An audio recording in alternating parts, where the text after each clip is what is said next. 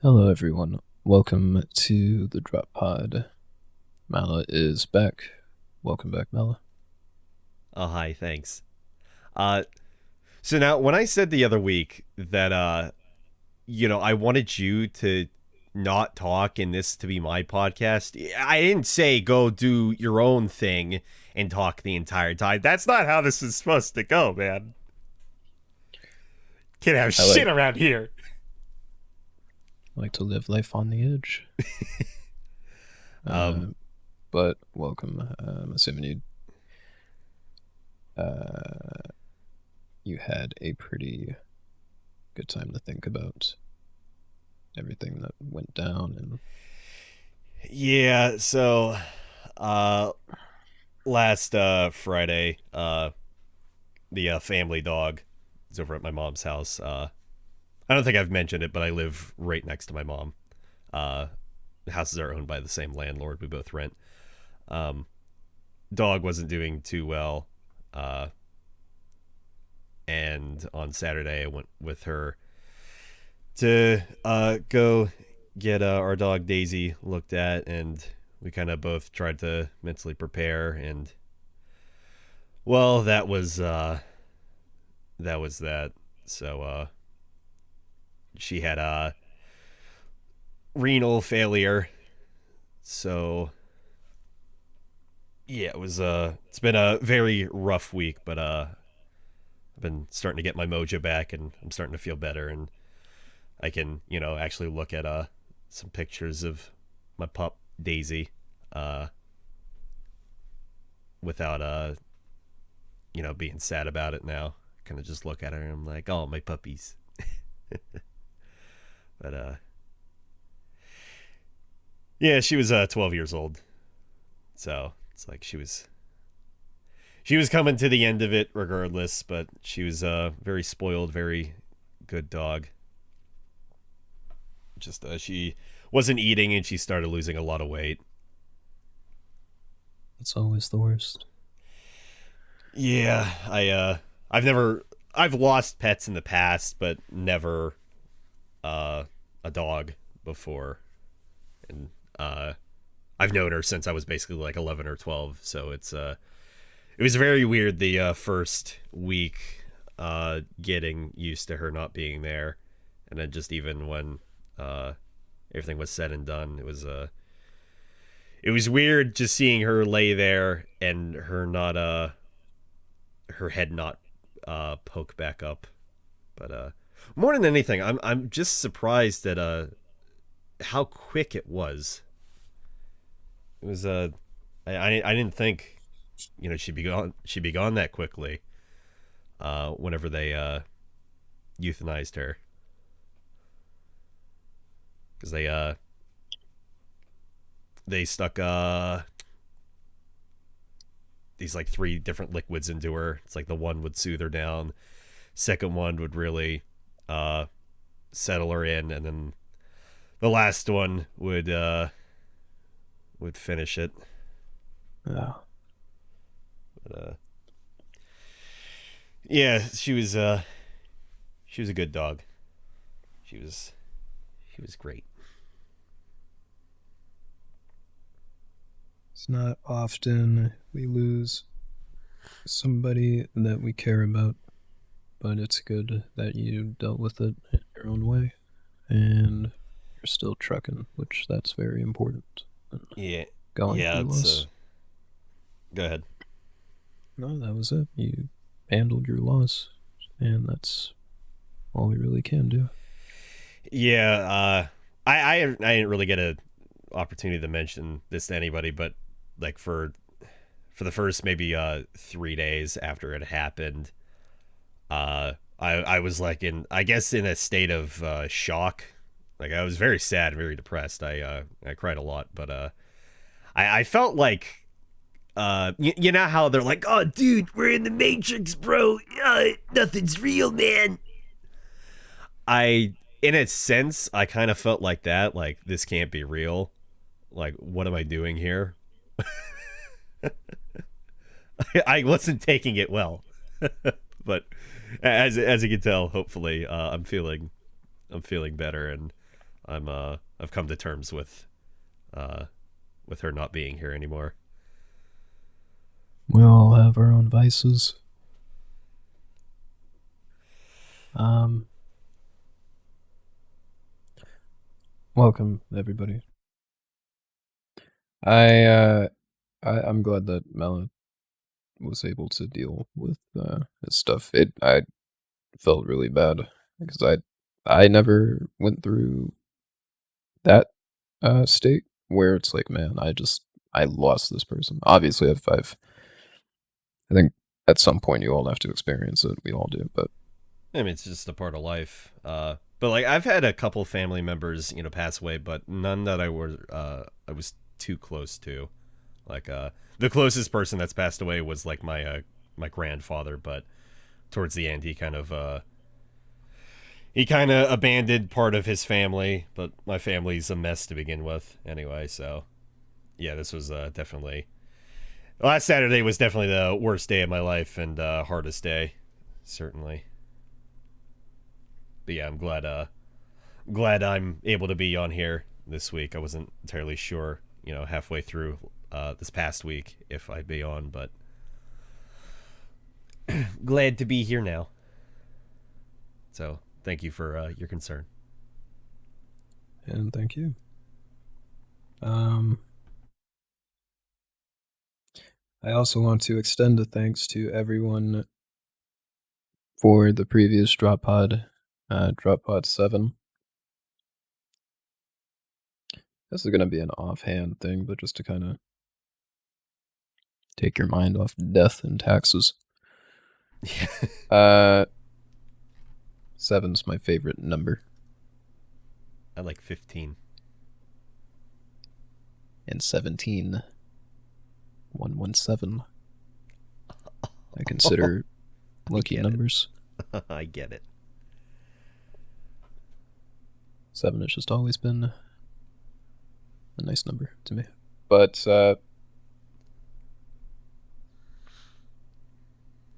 I do want to extend the thanks to everybody that had gave uh, some correspondence towards last week's episode, especially on the Discord and parts of stream.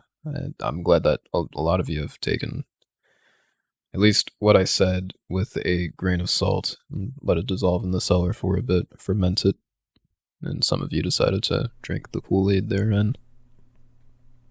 Again, all I can really tell anybody is just what I would do. I don't want everybody to think, oh, well, this fucking guy has 100 subscribers. What does he know? It's like, no, this was definitely for me, and I needed to make sure I understood and made sure I practice what I teach. So Yeah, sometimes you you, just have to reason with yourself and talk it out. I appreciated having that episode where I'm just sticking to the structure. I'm sticking to that idea and just get out what was on my mind. And that was all. It was basically just a way to say, yeah. So this entire time I've been in quarantine, there was something I just haven't been doing, but something I was constantly doing prior to it. I was just jotting down my thoughts, my ideas, my closing statements for the day, just reflecting on things that happened. It's kind of it sounds trivial, but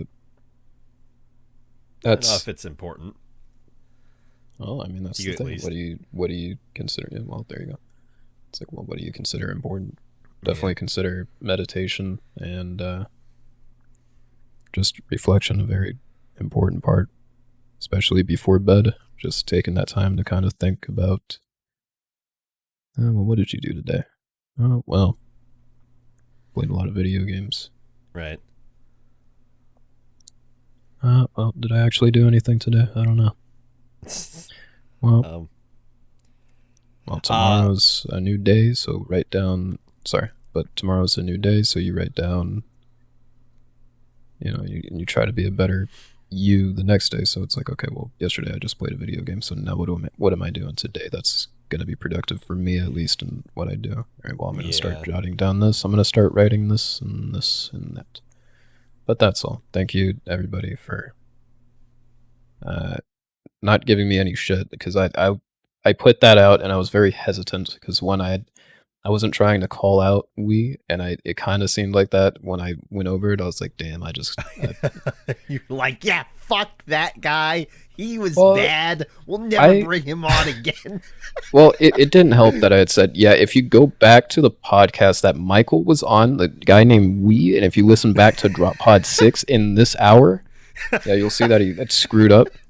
So it's like, and I just did it again, but that wasn't just the Go back to the last episode to then go back to the last episode, please. but we you weren't there for that conversation, but we had zombies, one of the hell jumpers plus we, and then zombies was lighting we up. He was like, okay, so hold on there, you did good, but here you had said this word, and this word just it does not apply because this has a very different meaning to what this actually is, and you don't want people to get the wrong idea. And I I respect it, but me and Michael and I had said, okay, well that episode had got X amount of views, so it's like, well, it's not like anybody was gonna throw Michael to the spit for it. Yeah. So Honestly, I have no idea what he even said. Like, I went back and listened to the whole thing. Well, I usually like to listen to our there's, podcast because, we have the best podcast. of course, and if you don't listen to reruns of Drop Pod while waiting for the next episode of Drop Pod, then what are you actually doing? I just put it on loop on YouTube, and I just let it run even when I'm not home. Exactly. Mm-hmm. Um, Bluetooth, get you one. Put Drop Pod on it. I had actually taken some notes from last week's podcast about some things I wanted to discuss that you had brought up. Just a couple things I wanted to mention, and then throw my opinion on, and we can have it back and forth. If you think I'm dumb. There was something that, well, that's going to be a weird way to phrase it. So I hate bringing this company up every single time, but there was a lot of shit that I had learned. Apologies, Jesus. It was a clean run. Sorry, everybody. I think that was a record though. That was 12 minutes in. Oh God! Apologies. I was like, what are you talking? Oh God! Go This is a weird way ahead. to bring this up, but I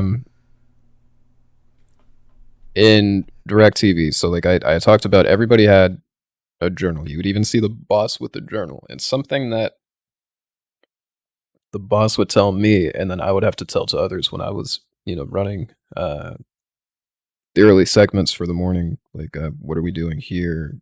Who's going where? Something that he had told me because he had pulled me aside one day, and it's like, okay, so your approach to things is very, and he used the word meticulous.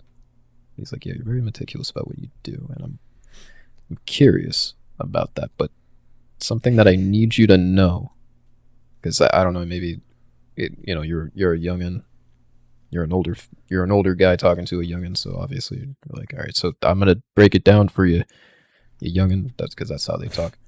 But he had told me, if you ever feel like you're the smartest person in the room, where you feel like you cannot learn something from this guy that you obviously think is just like little dunce, little Little shit. well, belongs in a different bus, let's just say. The you are obviously in the wrong room. Right? You want to attempt to at least learn something from everybody. So I think it's good that you can have these discussions, and I'm sure you have some qualms with last week's episode, because I do. Oh Like, yeah, I I had some fucking issues. Like I said at the beginning, how could you talk the whole time? I told you, you need to learn. You need to know when to, as they said in the Saw movie, I forget which one. Why couldn't you just shut the fuck up? Just shut the fuck up. Sorry, everyone. The- uh, No, not you, Mela. You die on your own time. Uh, what was I getting at? Oh, well, because no, I had qualms with the last episodes because I'm like, I did not explain that at all. I brought this up and did not explain it. I had said this. I'm not going to bring up anything because you'd have to go back to the previous podcast. It's too late. It's already been It's thrown out there. He's going to be a scavenger hunt, and the first one to comment what I didn't mention is going to be the winner. You're not going to get anything, but it's a fun little game. Yo, don't forget to like, favorite, and subscribe to Malistrom on Twitch. Don't forget to drop a fat comment down in the YouTube podcast. Do that. But also mention the thing that I didn't explain. I'm not going to tell you because that would ruin the game. But there are some things where I was like, damn, I did not explain that. A lot of it's hearsay, and I just, I, I think the podcast was important. That particular podcast was just important for just getting the idea out there. And I also did my damnedest on Twitch. If anybody had watched that clip, um, I'm just like, yeah, just get a goddamn journal. Write what you feel. You don't Yeah, have to no, call it a diary. It's just journaling your thoughts down. What's wrong? no, I thought last week's was good. I liked it. Sorry, Yeah, I'm just glad. that was a poor tone. Sorry, I thought last week's was good. I liked it. There we go. Oh, thank you. But I'm just glad nobody took me to the goddamn cleaners on that one. Just like, oh yeah, oh I almost did it. Screw you, Aegis. How dare you talk about this? You 100 sub dummy. Sigh, and then a sob. But like I said, I took some notes and I had some things I wanted to bring up from last week's. Then go ahead. Okay, so you were talking about your YouTube channel and a matter of unlisting content to make it more like a resume in a sense, where it's like, here's what you're showing off, and you know, like you don't want to have your old shit clogging up everything else, where it's like, yeah, this is what I'm good at. Okay, well, let's go really far back. What is this? What is this Star Wars stop motion that you did? The point of it was that the whole thing's like 30 pictures. That's my own personal demon, but the point of that was, it's not, oh well, everything that you had in the past 10 or so years, just unless that. The point of it was, if you have something that you're not particularly fond of, you don't delete that video. I'm recommending unlisting it, because it is a no-no, because at some point you want to go back and watch you from ages ago to now, how you are now, and it's just that content that you did when you were just a child all the way up to now. It's not representative of what you are today. Exactly. You are an entirely different person nowadays.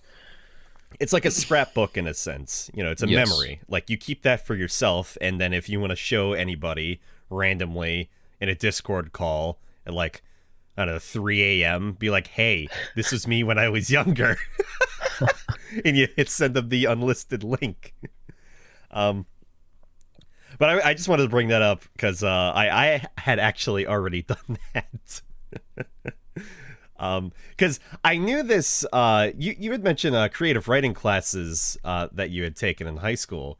I actually took creative writing classes as well. And there was this guy in that we were in the same class together for creative writing, and he was so just flippant with hating his prior work. Because like some people in the class were like, yeah, this is good, but you know, there could be improvements here and there. But I'd like to, you know, read maybe some of your previous works that you've done. Sure, we could have like a little rap battle, but instead of rapping, we're reading stories. Well, what we would do is either you could write a short story or a poem, and then we'd have to Ah, present that every then let's week. okay, then let's do that. Let's do next week's. We're gonna have a story. We're gonna have a nice little battle off, and you guys can call me a fucking goob. I mean, I technically do have a published work Same, in a school little book. I'd have to find same. that though. I there was a very long stint of my original A10 members, not Hell Jumpies, but well, I mean now Hell Jumpies, but my original A10 members will remember the time that that I had stuck to this project from freshman year all the way to graduation, but I had written a uh, basically a fan fiction. Okay, let's just throw it out there. I was gonna say either it's a horror story or it's a fan fiction, and It was a fanfic. It was a this is the worst, but this is a self-insert fan fiction in Halo with the clan members yep. that I yep, with the clan members. And everybody that was my original Hell Jumpy to this day was a part of that.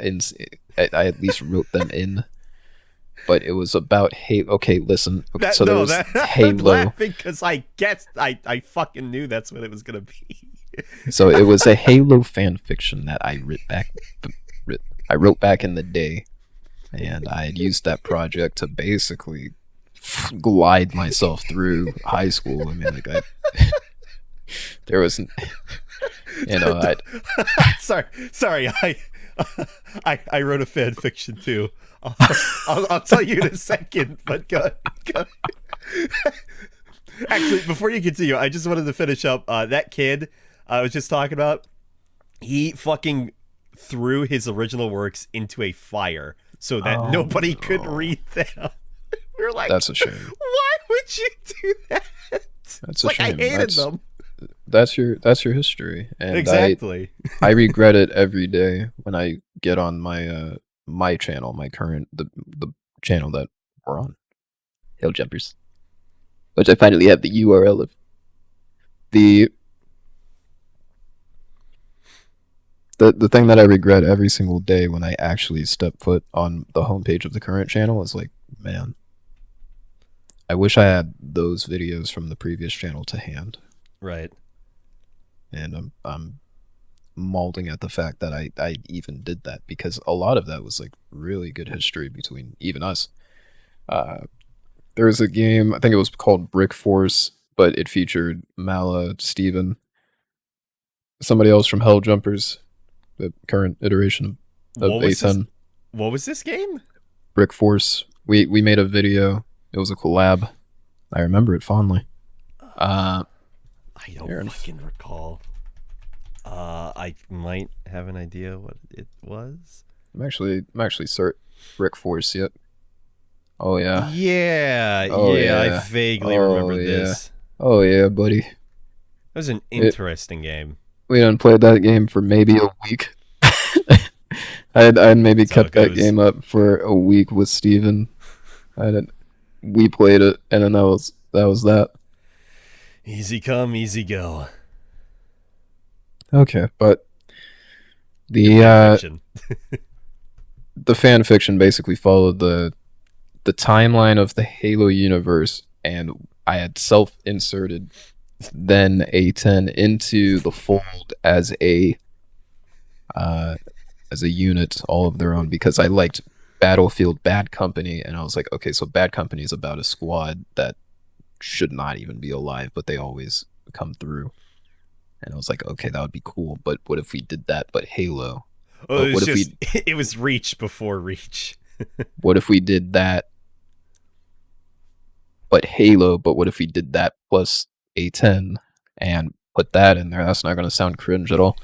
So I wrote that, and I did a full length novel from Reach, and I started writing the time from Halo 2 to Halo 3. I do not have that finished. I will not go back to that project. That project is definitely sunk. What? Self-insert fan fiction. Oh, fuck, Oh go no, back to it that. it doesn't. It's. I posted cringe. Cringe was posted. I posted cringe just now by even talking about it.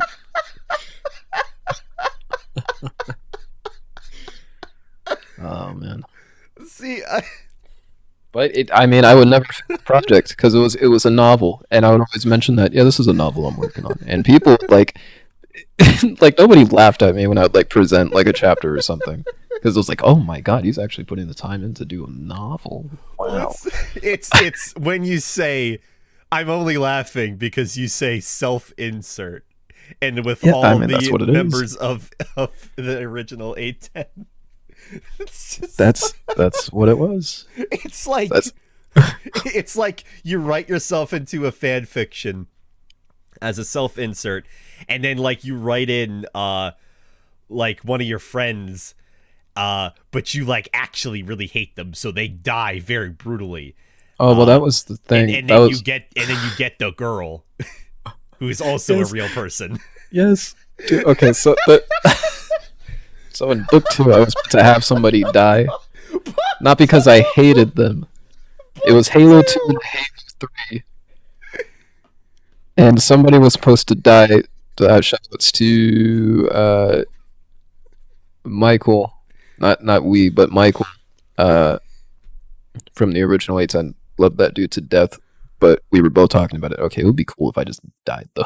And I'm like, yeah, so because I would tell everybody, okay, so I'm writing this, and everybody would be like, oh, cool, can I be X? Can I be an ODST? Yeah, dude. Yeah, can I be a Spartan? Yeah, and I Only would if it write fits in that. with the story, and I don't know if you'll exactly fit in Well, with the story. there was the way I wrote it was that it was a unit of ODSTs. There were two people that got taken away in their youth to become a Spartan because that's what happened. It like if you actually dig into Halo, it's very very dark. But the they got taken away in their youth, and they randomly come back. And some people actually recognize each other. It's like, oh, dude, I haven't seen you since whatever, whatever. Um, it was cringe though. Um, It all it is was all fan fiction, well, all self inserts are especially pretty. self-inserts. Fuck. Oh man, that's gonna get cut. No. um. So yeah, I wrote a fan fiction too. Um. I want you to possibly guess what it could be. I'm assuming it It's has not to an be about Dark Souls. no. Really? Yeah, it's not Dark Souls. It's not an RPG. Is it horror? Yeah. Like Stephen King type of horror or R.L. Stein type of horror? Uh Or is it more H.P. Lovecraft? Oh, I designed the Ishkufinatala, the bane of fermented cheese. I'd say it's more relative. At least the original story is more relative to HP. And it's your boy H.P. back at it again with Tales from the Swamp Thing. But like Uh, it is a game, like I said. oh, it's a game. Oh, did I not say game? Well, it's a No, game. uh, Sorry, I is said it RPG. I thought that is it Call of Cthulhu? Really? no. No. No. And man, I wish I could fucking complete that game. That game is such a piece of trash. Like mechanically, it's fun to play, but it runs so bad on modern systems. Is it anything I would actually know? Yeah. Yeah. You've actually streamed it before. I'm pretty Really? sure. Really? Yeah. Was it Cry of Fear? No. Outlast? No. Fear? No. It's like on the tip of your tongue. I know it. Come on, it's another really popular one, or at least it used to be really popular. Was it Fear and you're the self-insert point man? No, and you just said fear, and I said no. No, but I didn't say if you're point man. No, it's Were you? it's no self insert. Got it. Okay. All right. All right. All right. All right. Ready? Are you ready? Okay. It's Resident Evil, but you're self-insert Chris Redfield. No, it was Resident Evil, and I'm self-insert Ashley. Ooh. No. No. Thanks. Come on. No. No. I can't do that. Come on. It was I a want really to. popular horror series. Is it a horror series that I have famously said that I love to death? Silent Hill. No, it wasn't Silent Hill either. You're Then missing it. You're so close to it. Come on. It was another really big one, and then it died. Oh, of course, Alone in the Dark. No. Yeah, the original Alone in the Dark. It Oh, moved at 5 frames per second.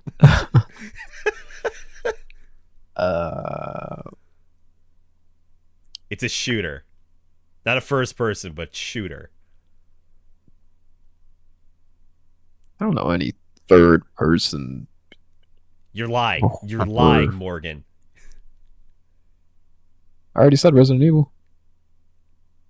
Okay, but Dead Space? There it is. Oh my god. It took you so long. I wrote a Dead Space fan fiction, essentially. It was That's not a horror game, dude. That's my life. Good night, everybody. Come on. I can't right now. Sheva. No, I don't want to do it. I want to do the voice. Sheva. Come on. Hurry up. Chris, hurry up. Mr. Squidward. Is my Squidward impression. Why would he say his own name? Huh? Why would he say his own name? Listen, Mr. that's gonna be my Squidward. demo reel. I'm gonna Just that. listen. I've had some pretty good voices, okay? I've had some. Don't laugh. Thank you. Thanks. Much appreciated. So it took place on the USG Ishimura, the place from the first game. The second game was out by this point. The third one was not. So it's still a horror at this point. Yeah, basically. And I'm embarrassed to fucking say it, but it used it, and I know you'll know immediately. It used the character's last name was McTavish. Right. Does that not ring a bell? Yeah, Modern Warfare. There it is. His name wasn't Soap, though. Soap! Right. Stop. You didn't choo-choo on that bait. Soap! Juju on that bait! And I forget who the other, or what the other character's name was, but it was like a side character. And here's where it starts to get real cringe. Is that the main character Squeeze? In a way. Nice. It was basically like an Ada Wong Nice. to like a Leon. Nice. But I wrote this for a while. I still have them. They're upstairs in a folder that I used to carry around with me all the time. The only way to access them is by iris scan. Yeah, you just got to kill the village chief to go get it. Good luck finding him, though. He just likes to appear from behind you. Oh, just like the cops in Cyberpunk. It's all interconnected. Oh, we're actually looping it back, boys. Welcome to Drop Pod episode 3. Bruh. I'm surprised you don't have like a button that just goes. Well, I Oh, do, and I could oh, use it, but like nobody oh, would hear it except me. oh. Bruh. Technology is great. Continue. I'm sorry. Go ahead. So, um, if you recall from the plot of Dead Space, what is it? The captain, I believe, is killed by that guy towards the end of the game, who you're talking to, and he's kind of off his rocker. Yeah. Not the I don't want to label The him. Uh, game is old as hell. You can label him as in any way you want. I mean, this is only uh, a not the public forum. not the Middle Eastern, I guess, guy or Indian guy. Hammond? Hammond, the No, guy that kills Hammond, right? Captain Hammond. That no. the Hammond guy was that the guy you that rode in with. yes, the Not captain of the operation for Isaac and old no, girl that didn't matter to me at all. no, not Uh him. oh, has nothing to do with Hammond.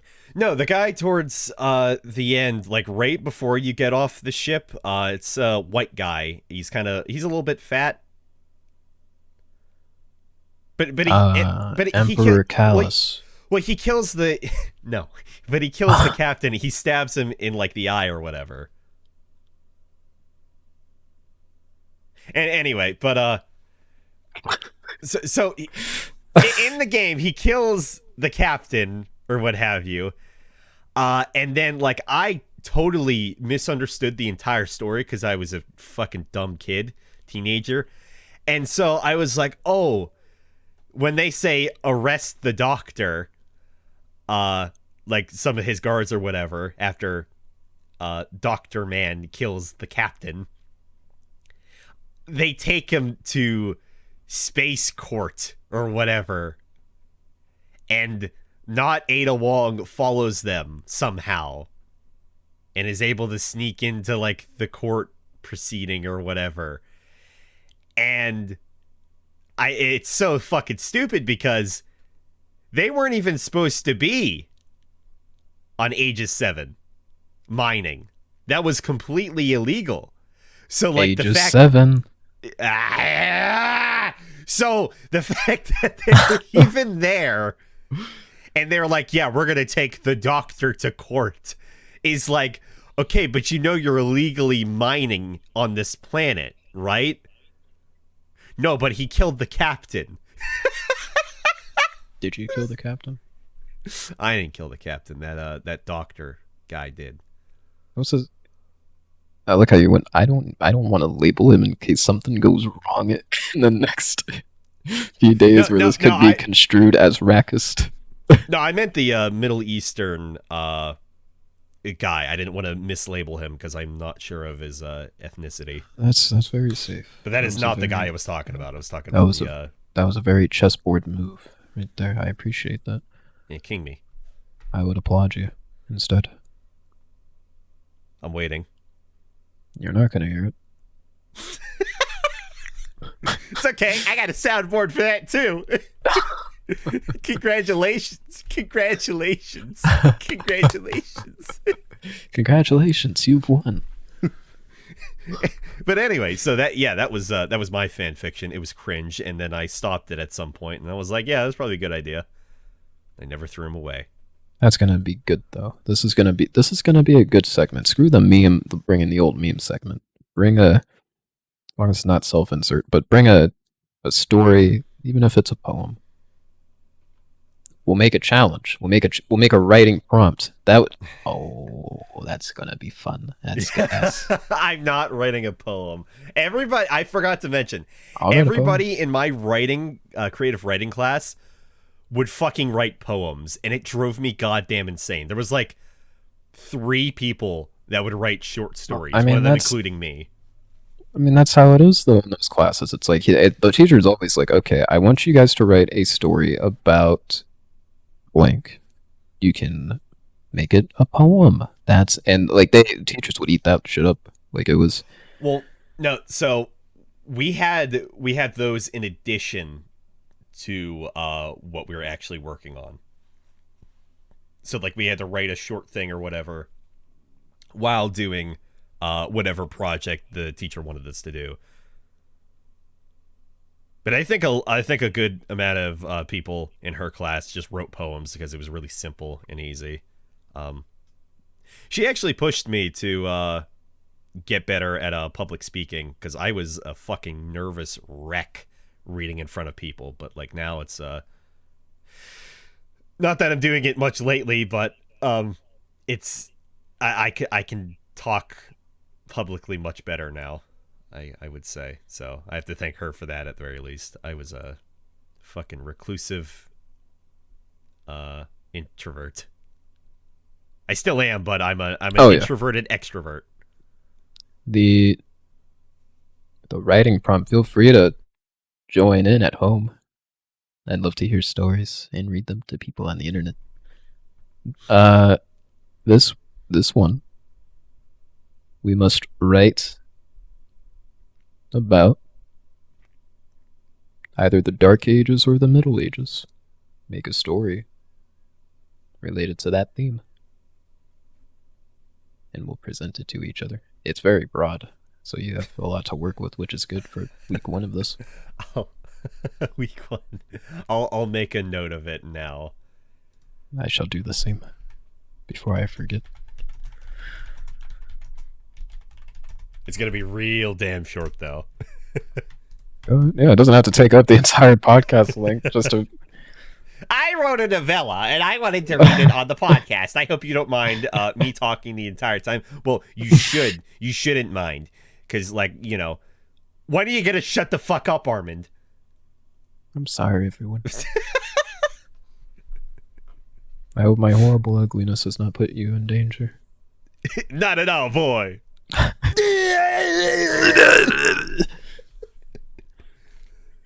So really reeling this back in, nothing. We ain't got nothing on the line but fucking fan fiction. Toss that shit back. We're gonna throw out some new bait here, but reeling that back in. So one of the other things about last week's podcast, you had mentioned was you're talking about social media, and I want to say one thing. I'm glad that you're keeping your Twitter, and I hope to see you on Twitter maybe a little bit more. Maybe. I'm doing my hardest. Like, I wake up in the morning and I force myself, which is not a good attitude to have about it, but I force myself to post at least something for the day. And that's my stint. It's like, post something. Just, hey, I'm on Twitter. Look at me.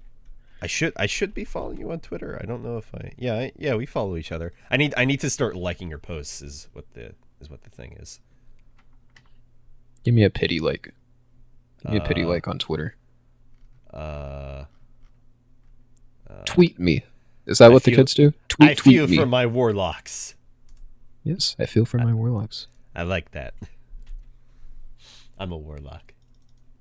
They're having a rough go at it at the moment, but we learned that. Well, not going back No. to Destiny. Hold on, I just want to bring this up. Hold on. I have to rescind that a little bit. The knife that they got was unintended, so there you go. It's gonna get fixed like my rocket launcher. That's all I wanted to say.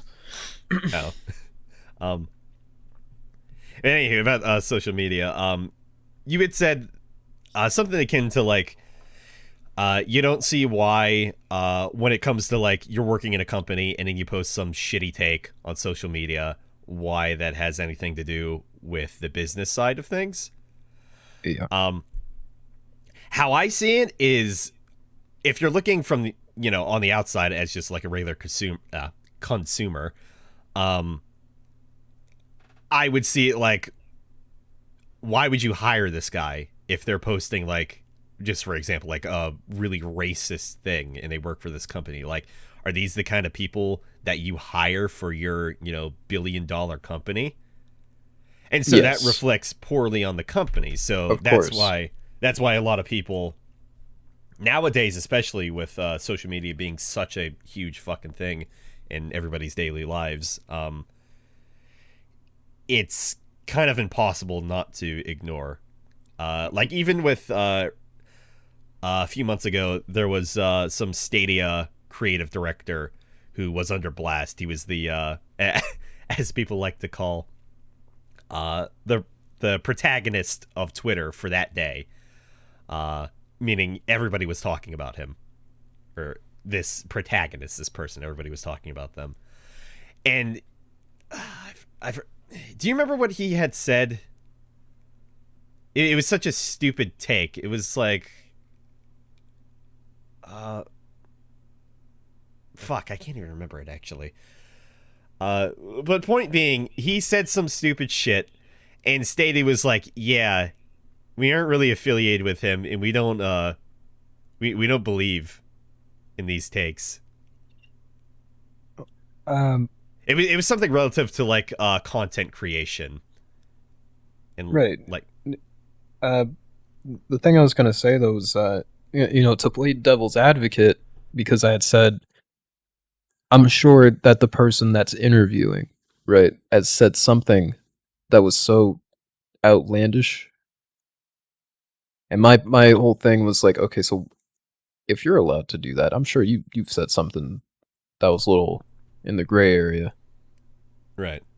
Uh, I don't see why that should affect the business enemy if we're both on on one, but we all are at some point. Some of you are off the rails. I can prove it. Yeah, I prove it. There aren't even any tracks on this rail. Exactly. Always off the rail. There's no ties. Uh, Gina Carano, she got lambasted, right? Because she was always on social media. She was. I don't want to make this political or anything, but similar to former President Trump, he was always on Twitter, and like a lot of people had a problem with that because Yeah. we've never seen that before. That this is the first of its caliber where it was like, man, this is a very open president about like the things that are going on right now, and it got very, very weird on Twitter when I remember, it was just a back and forth between Korea and then just Trump, and it was like, oh no, dude, don't say something where it's gonna cause a problem right now, dude. Yeah, I remember that. Yeah, personally, I feel the acting president should not have an active role in their Twitter. It's It should be managed by somebody else. it's really weird because I mean we haven't seen that yet. It's like Yeah. the, there should be contingency to that. You definitely should have somebody that can operate a Twitter and knows what they're saying, and like are you sure you want to post this, Mr. President? This is Well, this and that. realistically, I think the first president that was probably on Twitter, like, not actively like Trump was, but like, they had somebody manage their Twitter. Like they would say a thing and then they'd be like, "Is this okay?" And we're like, "Yeah," and then we'll post it. Was probably Obama, I feel. I'd imagine Like Obama they're had to, like 'cause Bush might have. I wouldn't be surprised, but I know Obama had it said was some stuff during election when he was trying to get reelected, and he had right. said some stuff out the door. It was like, all right, congratulations to now President Trump for the win and all this. Um, it's like I say, that this is the first time we've seen it, Yeah. or the first time we've seen it in such a large capacity to where it's like, man, this guy lives on Twitter right now. Like, what do we do about this? And he's talking about war strategies in a public space, and he's also talking a load of shite to a leader of a nation. So it's like, man, Well, you see, it's easy. We just wait 4 years and then we ban him from every social media site. Oh, it's genius. Well, there you have it. The yeah, but I mean, Gina Carano, she got lit up, and Disney had to do what they had to do.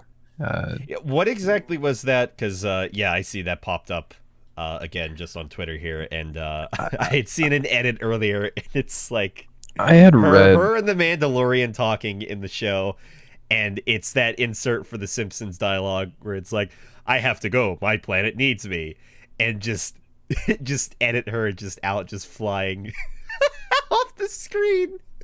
my my issue is that, or not my issue. Sorry, that was a very wrong thing. What I meant to say was, I had read last year something about her, and I remember Gina Carano because she's a fighter. And I was like, okay, oh, I remember Gina Carano. What is she doing? Mandalorian. Oh, but she has some hot takes on Twitter. Who cares? But then we're What kind now, of fighter? Like UFC or yeah, UFC. okay? She she has some hot takes on Twitter, and I didn't think much of it. But then now here we are now, and it's like the stances that she takes are so aggressive, and it's like, well, you can't tell me nothing, and this is how I think, which is I mean, that's Twitter, right? Like you can have your opinion, and that's great. Don't have it when you're representing a brand, though. Don't have it ruin the image of the company you're representing. Yeah. Oh, she was banned from future Star Wars. Yeah. Oh yeah. Oh yeah. No, I she. didn't know that. Oh, she got lambasted. But I mean, there are people coming into her defense because it's like, oh well, I don't think her career should have gotten ruined. This is not my take, but it's like, oh well, I don't think she should have Well, gotten her career lambasted over that. what was one of the things she had said, like recently, that got her? I don't know. axed? I just brought it up because it's, once again, it's like, I don't know why this would ruin the business side of me. Well, it's like, well, you said this sort of stuff in a public forum. It's kind of weird, and this is not the image of the company. And it's like, we always have to cover our head, and we try to defend you at one point. I remember that much. Yeah, from the L.A. Times. Will not return to Star Wars after abhorrent social media posts. Keep going. I'm gonna skim through this real quick. The bottom line is, it's weird. I just wanted to bring up, and I was just playing devil's advocate, that if you're making, because I had to hire at some point. I even hired for the warehouse before I got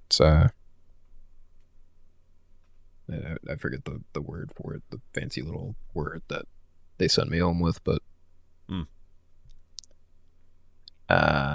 it's on the tip of my tongue. I'm not gonna throw myself to the wolves for it. But when I had got to the warehouse and I was able to start hiring, something I never did was check somebody's thing, because I don't care, man. We need the people. It's like holiday rush, dude. You need money. Let's go. As long as you know how to count, your math, the distance between, the load that a forklift and a little rabbit, that those little hand trucks that you can ride. If you know the distance and how fast those go, and you know how to actually operate one of those, and you have a license to operate a crane, we're good. I'm okay with you joining up. But the no no no no no no I no found no one of the tweets. Oh, no. I understand. Listen, I get. She must have some. She must have some really bad takes, but I haven't looked into it. I don't know. I remember, I'm like, oh, she's a fighter. I don't know too much about the whole Mandalorian thing. I know that she's. Oh, he just sent me an image.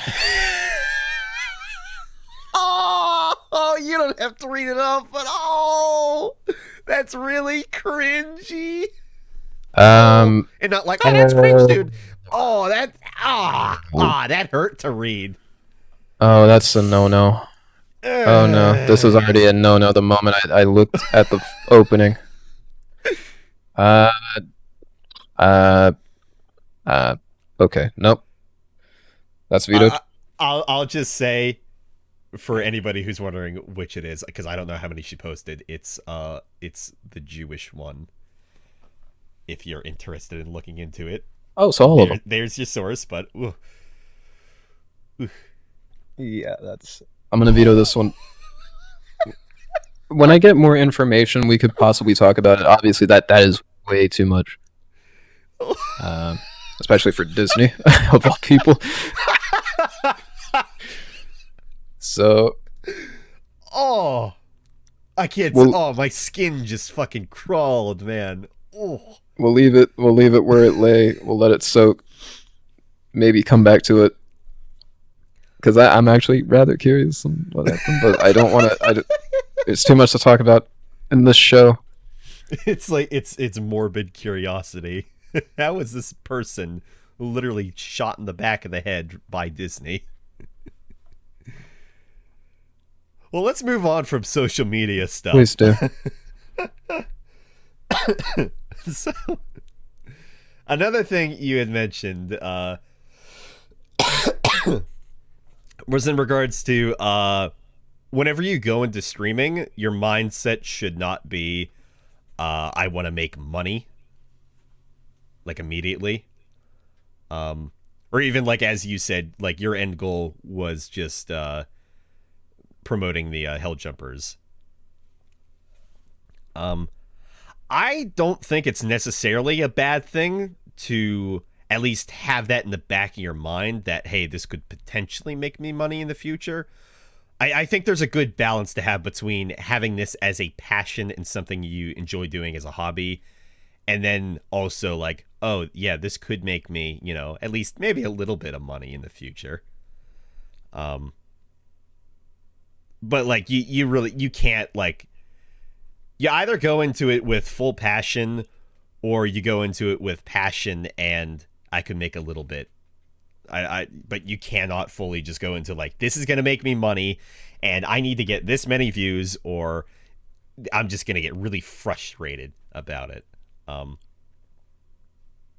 I mentioned it. There, it's a little more nuanced. That was the word I used. It's a little more Yes. nuanced. So just saying, oh, I could make money. I could make buku bucks later on. Yeah.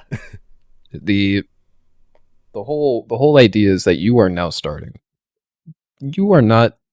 You're not going to be an affiliate. That has, and this even goes out to some of my affiliates that are, now streaming, and some of you just got there. Some of you are trying to get there. I hate using this word, but some of you are going. You're gunning for it for sure. The one thing I can tell you is that this is a hobby. You can't.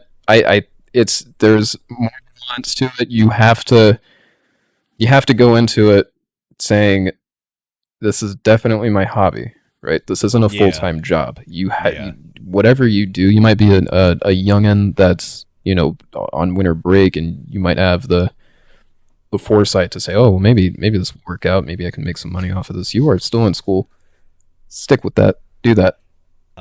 If you have a job that you're currently, working and residing at, you can't just say, yeah, I'll quit that right now. Let's do some Twitch, man. I got like 12 viewers on my last stream. Let's go. I'm really getting there.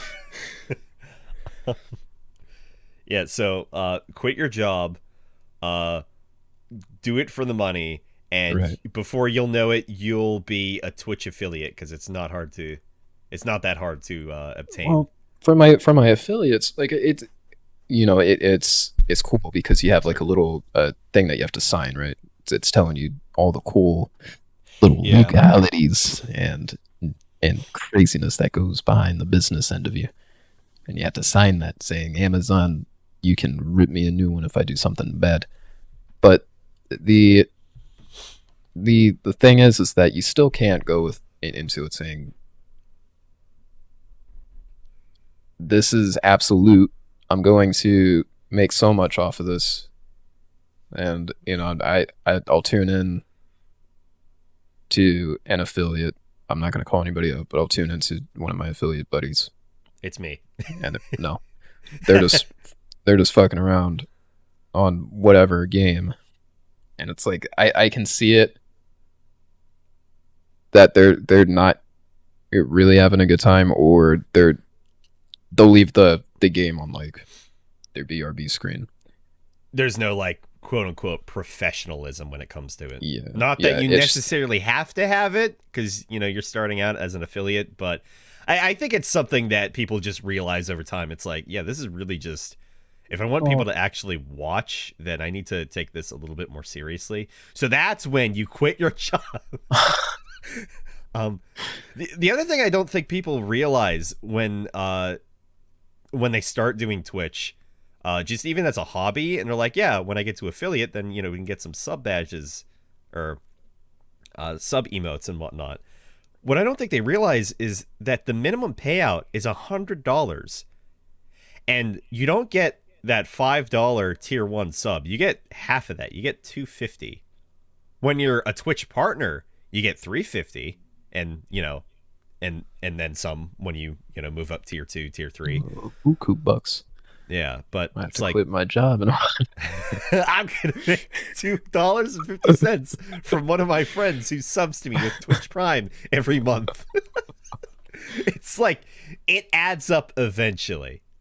But like I think the fastest period that I got that minimum payout, and it was like 100 and oh, careful! You can't have to leave little secrets in the bedroom.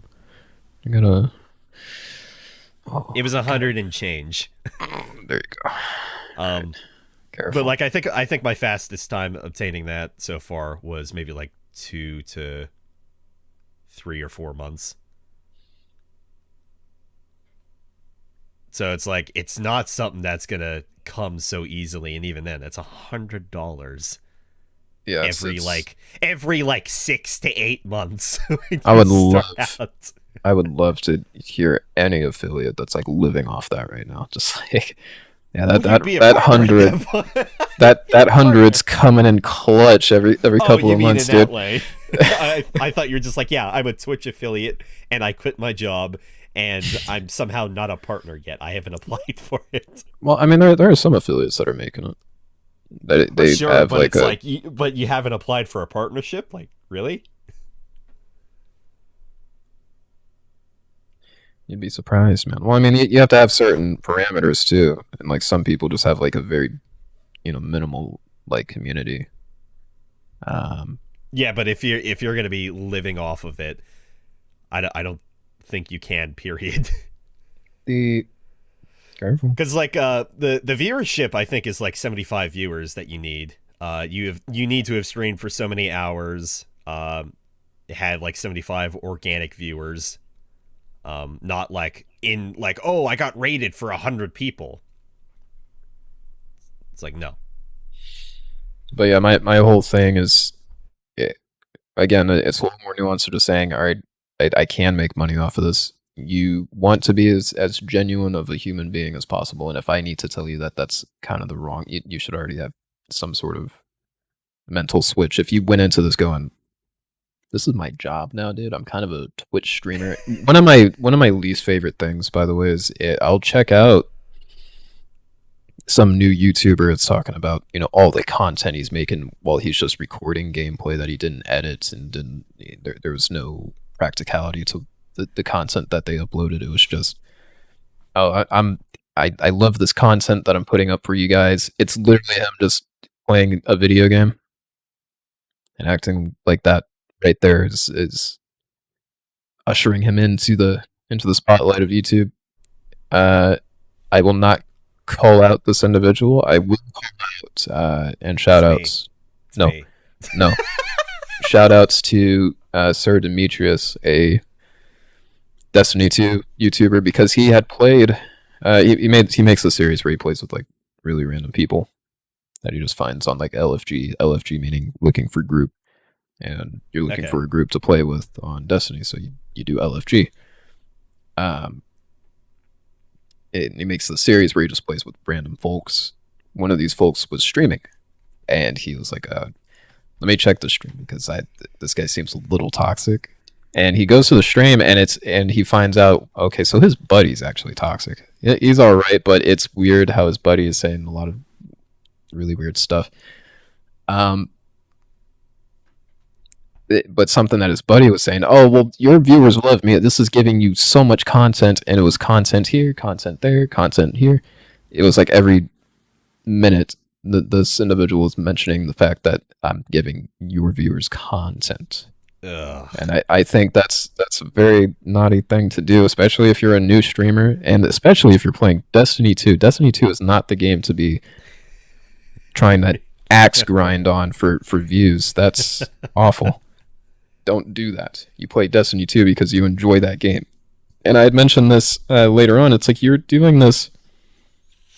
You're doing the same thing that everybody else is trying to do, especially if it's a game like Destiny or a first-person shooter in general. It's like everybody thinks they have like some really prophetic gameplay, and they think that people are going to want to watch that. But the thing is that you're never going to be, better than somebody like Shroud who plays, shooters regularly. You're not going to be better than that because he's already doing it.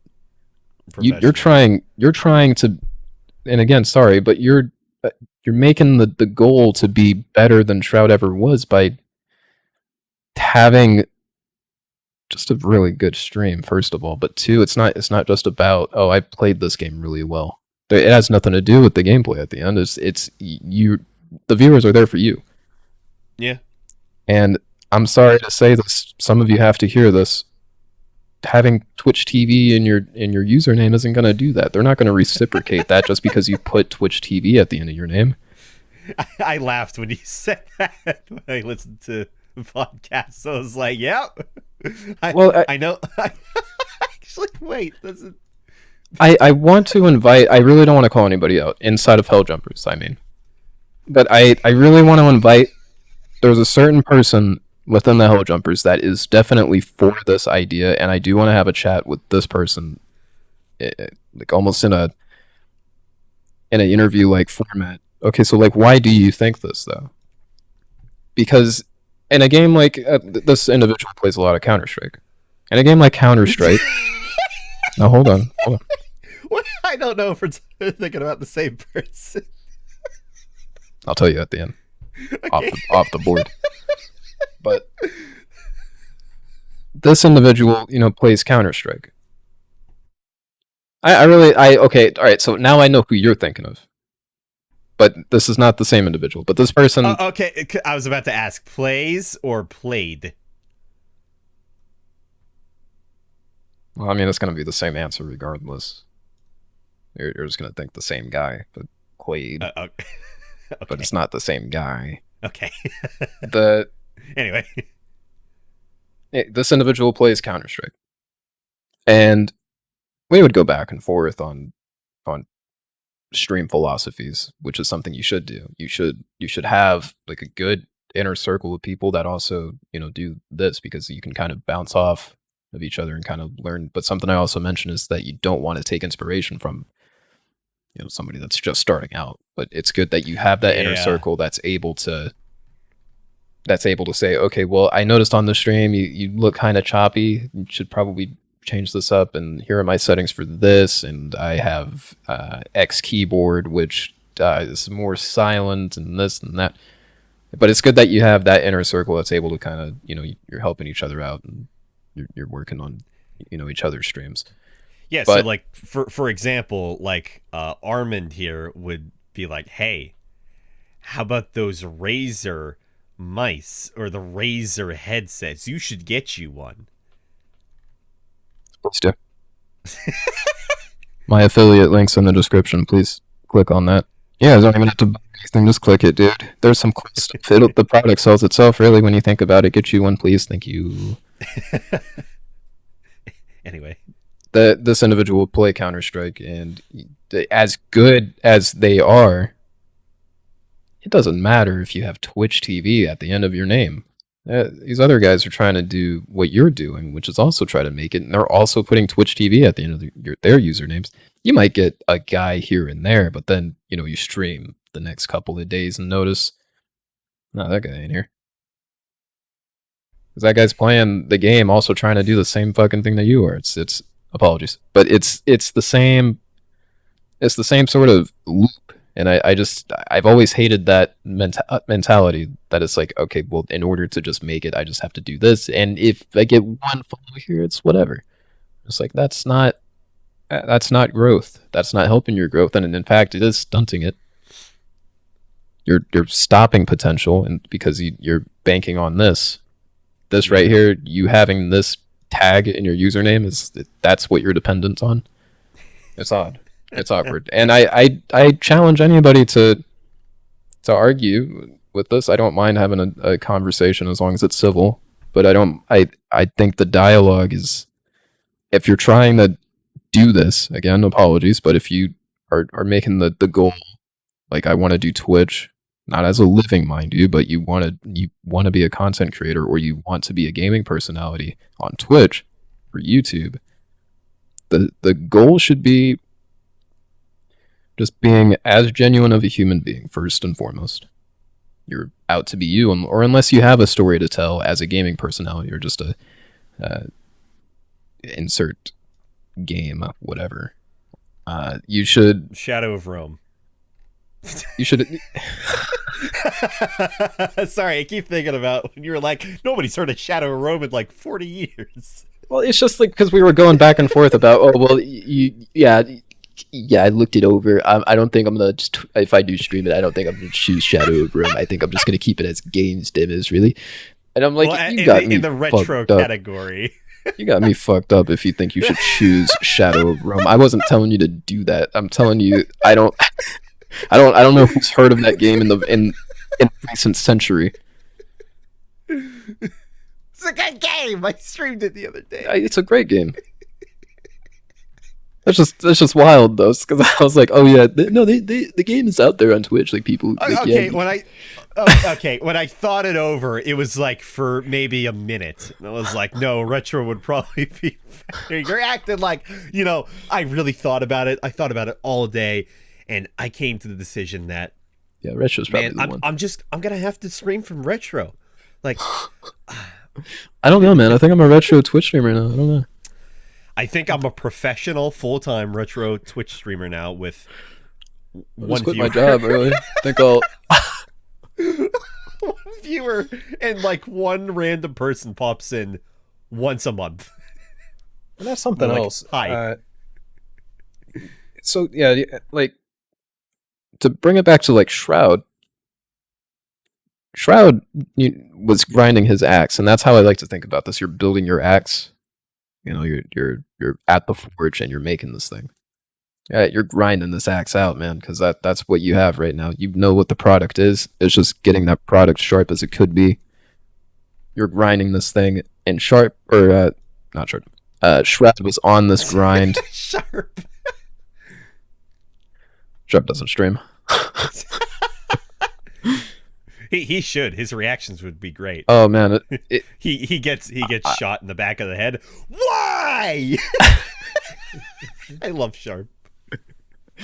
we were saying last night, Michael and I, because we had Sharp playing Valheim, and it was like, Sharp's reactions are like so deadpan sometimes, but it's like Oh yeah, it's he does react.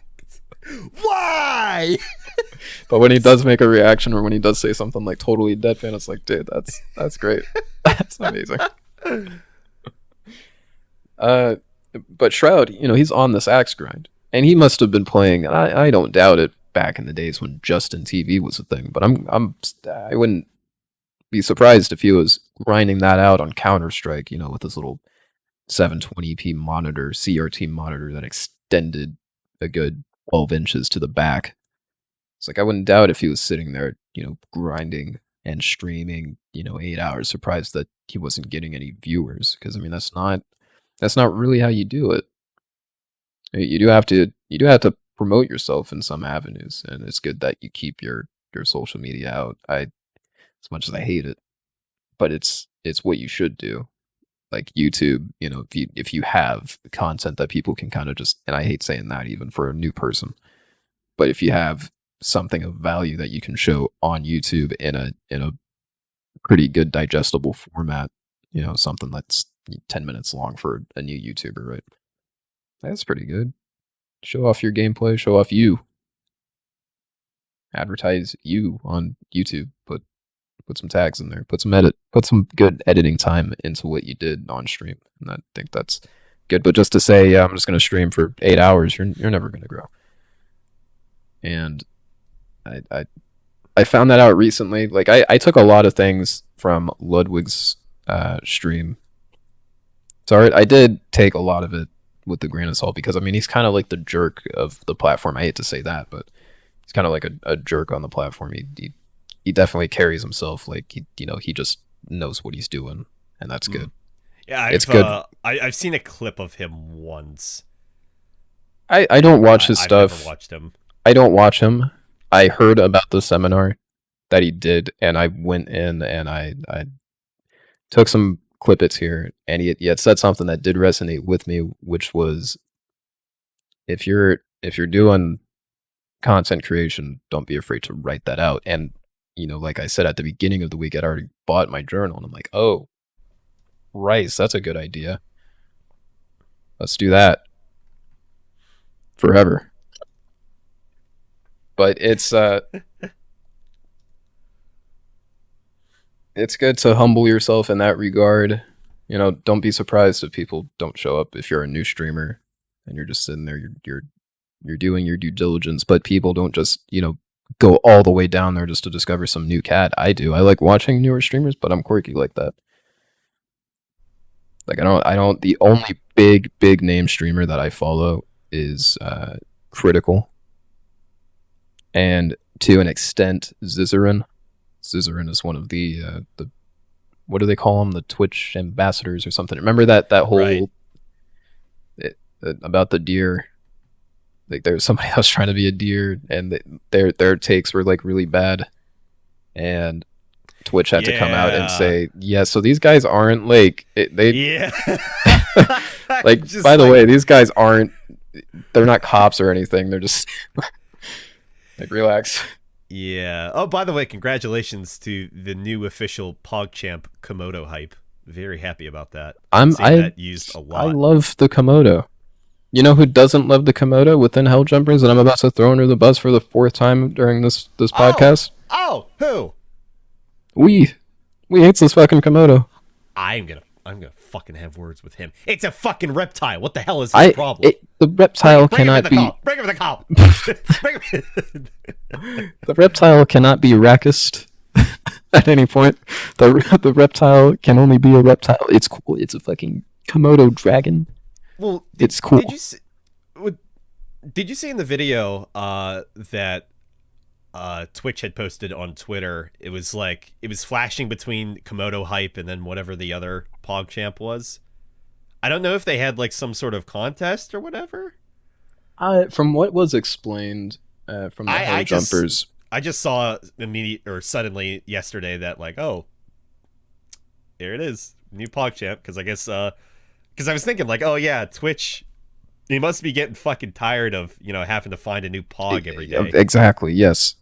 I like the idea, but it's for the best. We just keep it as one thing. The Hell Jumpers were explaining it to me as they had a poll basically, and it was like Komodo dragon and all these other things. But I realistically I agree that I don't think they could sit there and try to find some guy or some individual on the platform that did some pog face and just try to angle that in the best way. That's way too much. Some of them are really fucking bad. Like the last one they did before they changed it was like a guy with a beard, and I love guys with beards. I have a beard, but it's like you could hardly see the beard. He was hardly making a pog, and it just was not good. It also doesn't help that they don't include who the hell that person is. Yes, that too. Whenever you click on the emote, if you're on or no, actually, it's on mobile as well. If you tap or click on the emote in chat, you have no idea who that comes from. They just say it on Twitter, and that's it. It's like, here's the pog for today from And I didn't even know that. It's like I hover over it, and I'm thinking, oh, maybe it'll tell me, and it don't. Like it absolutely doesn't. Yeah, no, it just said it's like a Twitch emote. Yeah, you can do that for any emote in chat if you tap or click on them. It'll show you generally like the name of it and then what channel it's from. Oh no, no, I know that. You can do it by hovering. You got it. Listen, you hover over that from now on. It'll change your life. Yeah, I think Drop pod. Listen to it. Right here, I introduced a stinger that I won't actually put in, but I want you to think that I did. How does that make you feel? I don't know if I've ever been stung before, actually. You don't know what a stinger is? Yeah, like a bee. All right. Well, Wasp. what's next? You know, I gotta, you know, sometimes I just gotta put Armin on the spot, you know. Oh yeah. Could you just shut the fuck up? Could you just let me do my podcast? Apologies, everyone. I'm trying to curb this behavior. Listen, okay? Not the. That's an interesting character. What was that? The Witch of the West? Huh, I'm getting. Huh? Is that a itch on my nose or scratch on the back of my neck? I'm getting like some sort of deja vu. I'm fighting it. The primal urge to say something drastic. It's Oh, I want to hear it. Gimme. nice cock. Thanks. Much appreciated. Oh man, I remember. I don't know what this animu is, but I logged on to Twitter this morning. To my dismay, I love you. I love you because I was about to bring this up, and I'm so I- glad that you did. Please I- continue. I saw this Astolfo thing, and I know what the character is. I don't know what the anime is, but I know what the character is. And Yeah. I saw the voice actress for the character, come on the spot and say, "Oh, I'm so blessed to have this community. Thank you. I'm so glad that this is trending." And then there's just this thread of her going, 50K tweets, by the way. I'm seeing this thread from her. It's like, why is everybody going, "Oh no, what did I do?" And then at the end, it was just like, well, thank you for being a part of this community. Thanks. And I'm scrolling. I'm like figuring out, like, does she say something? Is the show over? Is the show over? What happened? So I'm scrolling down the trending, and I'm just seeing the largest peen I ever done did see in a skirt. And I'm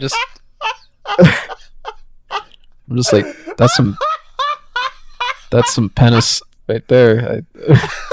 So, I had to find. Did you find an unblurred version? I wasn't attempting to find an unblurred version. I just scrolled down. I was done. I was like, oh, that's. I mean, did the one you saw, was it unblurred? Oh, the one I saw was like a full measurement from the Okay, the so base that, to that's, the tip to in comparison to the monster Yeah. can. they were holding up a monster can next to their cock, and I had actually posted it in my not safe for work section on my Discord server. I'd say from the shaft, it's like a good pinky and maybe a quarter length more than the can. And man,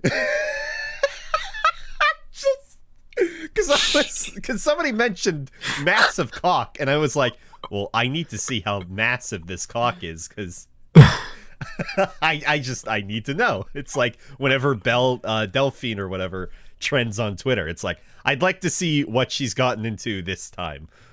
What is she doing? And then I see her just bopping up and down on an exercise ball with dildos stuck all over it, and I'm just like, that's just impressive. And again, with this, that's just impressive. Like, I'm not gay, I'm not bi, I'm straight, but man, you gotta respect the cock. I did see The cock to monster can ratio. Before I'd even seen the penis, I was seeing two pictures of Keanu Reeves from Cyberpunk going impressive cock, and I remember that scene, and I was like, oh, impressive cock, huh? What happened? And then literally just underneath that, just penis. I'm like, oh, nice.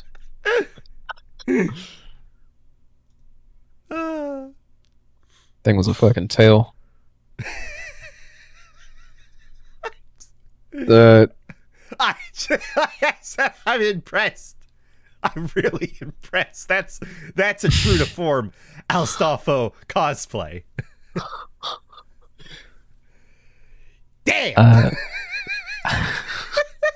Get you one.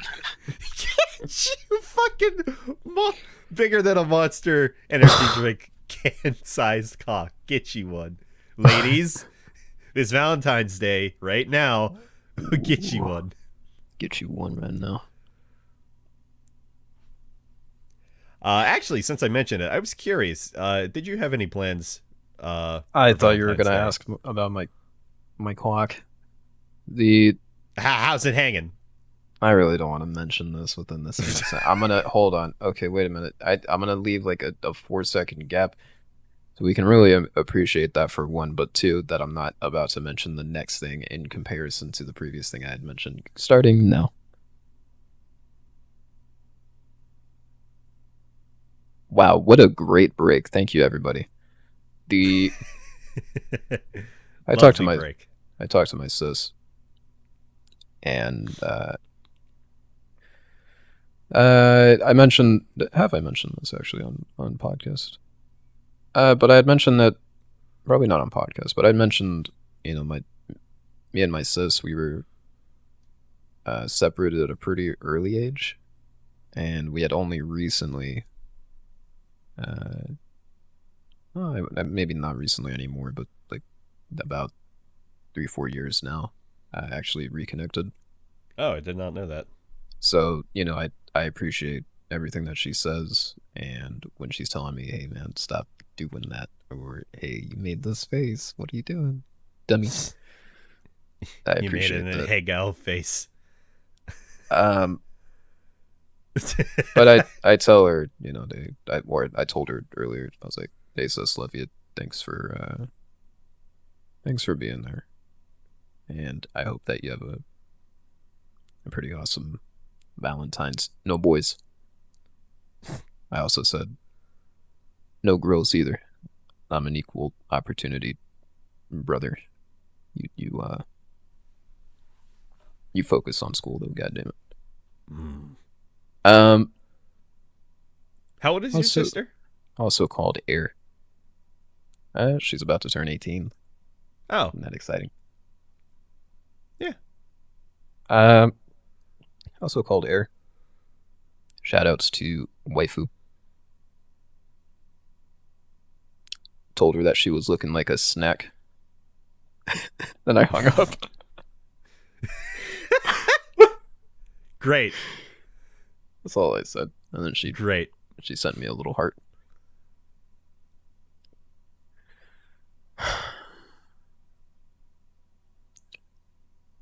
She don't know. This ain't an erotic podcast. I ain't gonna go about my. Listen, I just want to know if you had any plans. The things that I would do to that right there. Jeez. I need a minute. God. And this is a part where we wait 1 minute and then we'll be back in 1 minute. I was gonna make the joke earlier. It's like I'm not supposed to be talking, so it's like episode 7 should have just been like no audio check. I said everything that I did, but just like muted. And then I cool. Oh shit! How long has this been recording? I can't be fucked to edit. Hello, everybody. Welcome to Drop Pod episode 0. What were you gonna do? Or did you already? Well, that's funny. But then again, nobody else knows. So, yet nothing. No, it's not. It's not. I always I've always liked the idea for Valentine's Day to like literally be in your own corner for today. If you're solo dolo, make sure you're in your own corner. That's a very important thing to me. I mean, treating yourself, that's important. Oh, absolutely. And that's what Um, I like about Valentine's Day. Make sure you do treat yourself. I got myself a new mouse pad and some skates, and I got some mouse grips. I treat yourself. Get you one, or get you some. I don't know. I guess. I mean, I should be streaming later with my cousin. But I mean, I don't know. I guess aside from that, I'll just come to my anime waifu. Oh Lord, you, you didn't even try to make that like. I was so I'm going bold to of me. masturbate Oh at no. some point on Valentine's Day today, and then I will shoot my load Oh. thinking about. Dude, I.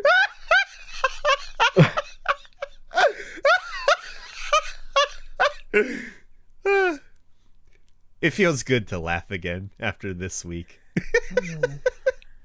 Even if it makes you uncomfortable. I peered my eyes, dude. Like I put my hands over my eyes, dude. I'm like, no, dude, please stop. Put it away.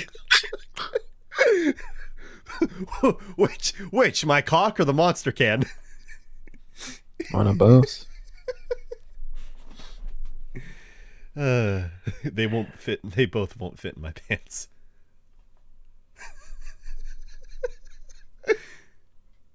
Yeah, but that was that. I've been wanting to get my sis in the Discord. I'm trying to get her to. You guys really would be like, damn, you guys are like twins. If you've seen me on stream, Oh jeez. we talk with like the same vernacular most of the time. Oh god. She's a very intelligent lady. She draws. She's artistic. She likes. Oh, I She see. likes I art. thought you were gonna say you're both monotoned. Oh no no no. Well, not in that way. But she's very reclusive, and I remember I'd taken her out for lunch. Like the first year we had like seen each other since we got separated. Mhm. And something that she does is that we'll like go somewhere and she'll hide behind me while we're ordering, and she kind of just doesn't even like she doesn't pay anybody else no mind, but she'll hide behind me when like we're ordering something. I remember Aw. I took her to Panda Express and we were just gonna hang out for a bit. I was gonna take her to some of the places I like to go, like the comic book store at the time that I had near my house. But we'll order something and she's just hiding behind me the entire time. She'll like tell me what she wants prior to even walking in the building. That way it doesn't have to deal with it. Yeah, I used to do that when I was more of an introvert. But That's cute. I'm trying to make her. She probably won't appreciate it. In fact, I might hear about that later. But Hi. I appreciate you. I'm trying to make her branch out, and I hate using it, but it's the only word I can find that describes it. Yeah, I mean, The there's nothing wrong with being an introvert. Just Oh no, not at all. No, no, no, no. get at there sometimes. I embraced the hermit lifestyle. Only embraced it, especially during quarantine. I just Oh yeah. the but I'm trying to get her into the Discord. Oh, she can see how much of a delinquent her older brother is. Uh, Is she on Discord?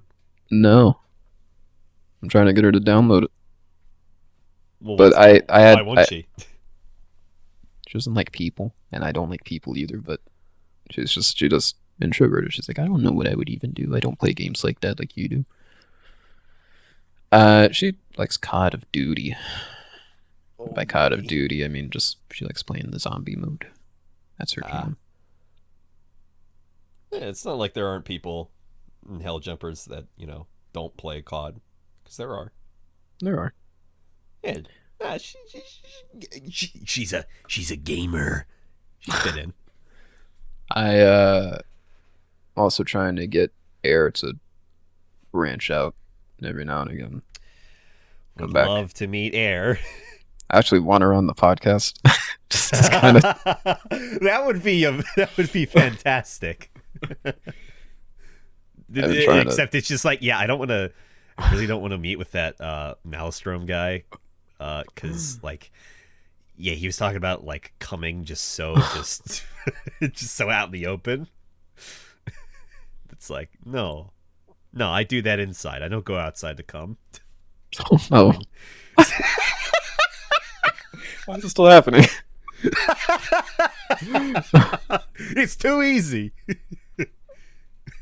But yeah, I eventually I wanted my sis when she comes over to like visit, randomly pop by and like a stream. I thought that would be fun to have. But it's like people like you would be like, "Are you guys twins?" Like, no, she's quite a bit younger than I am. Yeah, I was always under the impression she was older than you. You never mentioned her age or that you were separated. No. Okay. Good talk, man. All right, you too. All right, we'll close up. All right. I'm gonna go masturbate now to my anime waifu. I thought we were gonna play Valheim. What happened? Oh no. Oh, after that. Oh, okay. Always rub one out before you meet a lady, fellas. You won't have to. I'm not gonna talk about this. They're gonna. I'm already visualizing the comments that I'm about to get. Bunch of freaks. Hey. Speaking of Valheim, you've been playing that a lot this week. Hold on. Hold up. Was that the end of your notes? Is that all the notes you had? Oh yeah, no, only those three, and that was like a while ago. Yeah, that was it. Jesus, that. I thought we branched off from that point. No, that was it. All right then. Okay, that was it. Yeah. Alrighty, everyone. But good night. Stay yeah, safe. Okay, bye. Okay. Come vast amounts this Valentine's Day. No one's stopping you. Or I hope they did. This is in the past. Ah, of course. By the time you guys have heard this, Mello would have. I don't want to take comments on that. I literally would have come already. It's true. Oh man. Go on then. Yeah, so you've been playing a lot of Valheim. Everybody's been playing a lot of Valheim. It really popped off. I bought it. Well, technically early. Well, no, at this point, because technically today's Sunday, 12:38 a.m. Yuck. I bought it yesterday morning, and I tried it out before. I'm a time traveler. Yeah. 3 hours in the past. Look at this fucking dude. But I tried it out, I think, for a good like 15-20 minutes. I was like, I wonder if you could do like an unarmed build. Oh, of course. I would love to do that. Yeah, people are saying it's pretty good. Nice. That's all hearsay, though. I haven't tried it, but you can level it up. So I don't want to talk about the meta. So I thought that the game, like the bit rate, was maybe just a bit whenever like I would watch somebody stream it, but until I actually hopped into the game, it has like a very, I'd say, like unique art style to it. Like it almost reminds me of something that be on like the Haunted PS1 collection or something, in that sort of a style. Yeah, it's voxel based, but they also have a bunch of post processing being the bloom, the water. You take you might look at it, it's like, oh, this little pixel game, whatever, but then you're looking at the environment around you, you're seeing everything's like filled. It all looks really nice. So the game is in early access right now. So whenever I first started it up and I got, to the main screen with the campfire, in like the character creation bit, I just see the fucking pixelated like light on the ground next to the campfire. And I just thought, oh boy, yeah, this really is early access. I'm sure they'll probably fix up the graphics whenever the game is fully released. Nope, that's the art style. I was just surprised. It's Yeah. like, yeah, that looks very low quality. Nope, That's the theme. that's the point. That's the theme. Um, Uh, so yeah, why don't you tell me about everything about it? Because I punched a bunch of these like tree things. I punched some rocks and some logs. And I got my unarmed up. I can only Uh, tell you what I'm not going to spoil everything, especially for it. Like this is one of those games where you need to go into it blind as a bat and just yeah, do it at your own pace. So I can only really tell you some stuff that I did and up to this point.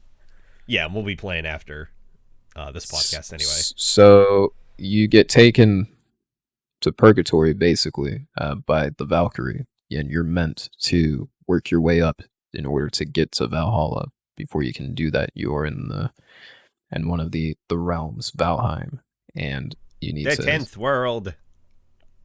you need to remember everything that you have done prior to death and work on that, and eventually get to Valhalla. And the gameplay loop is it seems the way I'm about to explain it seems trivial, but then you actually do it and it's like, oh, this is really fun chopping down this tree, and I can't chop down this tree yet, but as soon as I get the proper tool to do it, oh, that's very fun. Oh, I can't wait to see what this tree will yield once I have it cut down.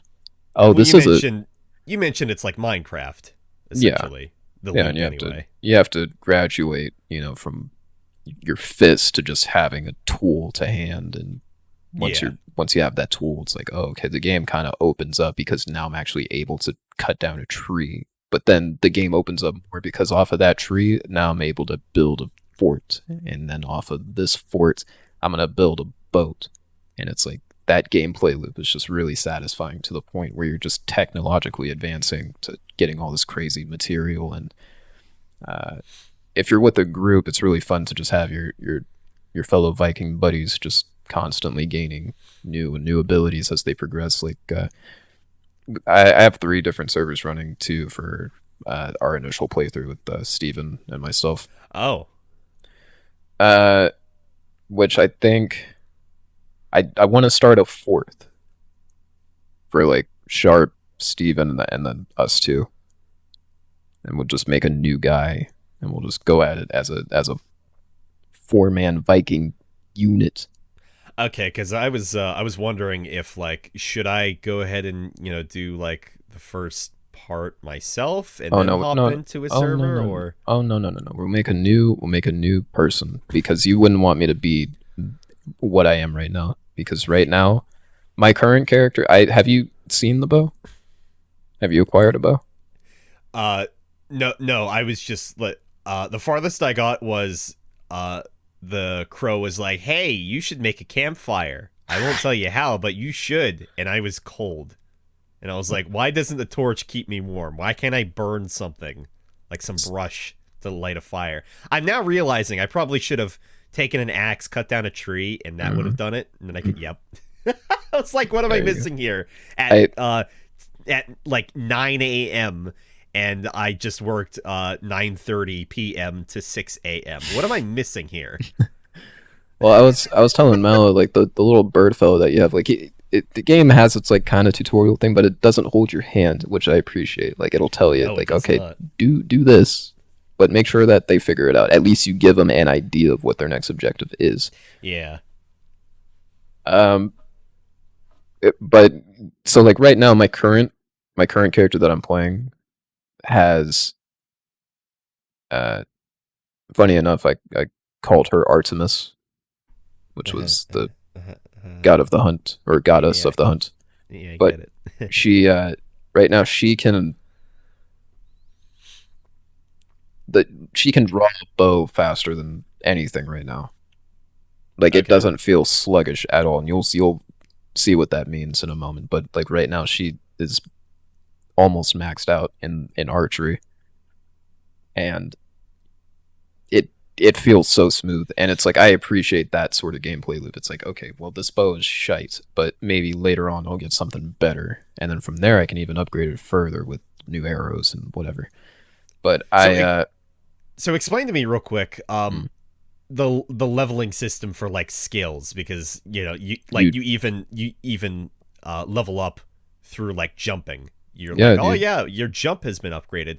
Is it like, because it feels like Oblivion's system, or I guess Morrowind's as well, where it's like you do an activity and you level up, like, oh, your acrobatics has been leveled up by jumping, and then you just I fly straight through the air. I was actually going to say more like RuneScape, because you're sitting there whacking at a tree, and then all of a Oh, sudden your axe cutting is good. It's like, okay, well, I'm gonna keep chopping down the tree, and then by the time you know it, your level 0 axe cutting is 20, and now you notice that trees are being felled easier. Uh, okay. and it's just you keep performing the actions, and that action will get better. And notice how there's like a skill for axe, so that increases your axe damage. No, Then, I didn't, because I didn't get that far. I couldn't oh build no, a campfire. it's in your character sheet, and you when you open the inventory, and then it's telling you what you I was have. really tired. I wasn't even bothering with the menu too much. Well, next time you open up the inventory, you'll see your character sheet, what they're affected by, like the cold debuff, right? Because you get cold if you don't have a Yeah. fire to. So when you're cold, you can't regen enough stamina because your guy's thinking about, damn, I wish I was warm. Um, Man, I barely had an idea what the fuck my health was. I was that tired. I was like, is that am I hungry? I'm I, hungry. I don't I don't know. I'm so tired. I'm gonna play Neo 2 after this, and then I didn't. So yeah, you keep working through the motions, and everything has their own little leveling system. So you have axes, which is the damage of the axe swing against like enemies. But then you have axe cutting, which is like against the trees and just how Okay. efficient you are at cutting down trees. Which it's very important that you build that skill up.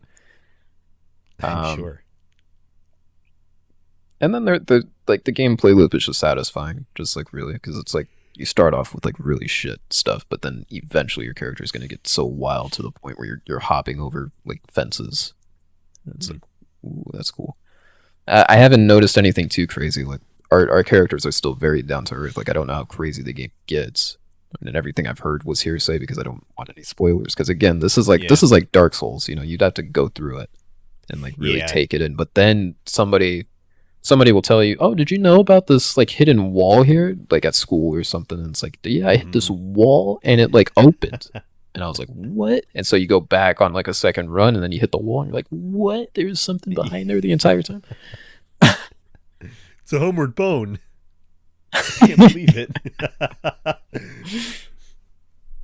But yeah, it's like that, and it like the gameplay loop is just so good. It's like I'm, it's like Minecraft, but it kind of revitalized my love for those types of games, like survival crafting. Because I played Rust, and me and Steven both played Rust.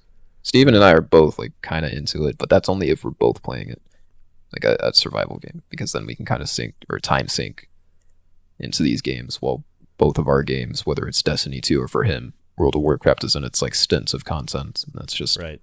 we did what we had to do. But we'll play a So survival game, and oh, go ahead. I was just gonna say, what it seems like is that it's Minecraft, but with better combat.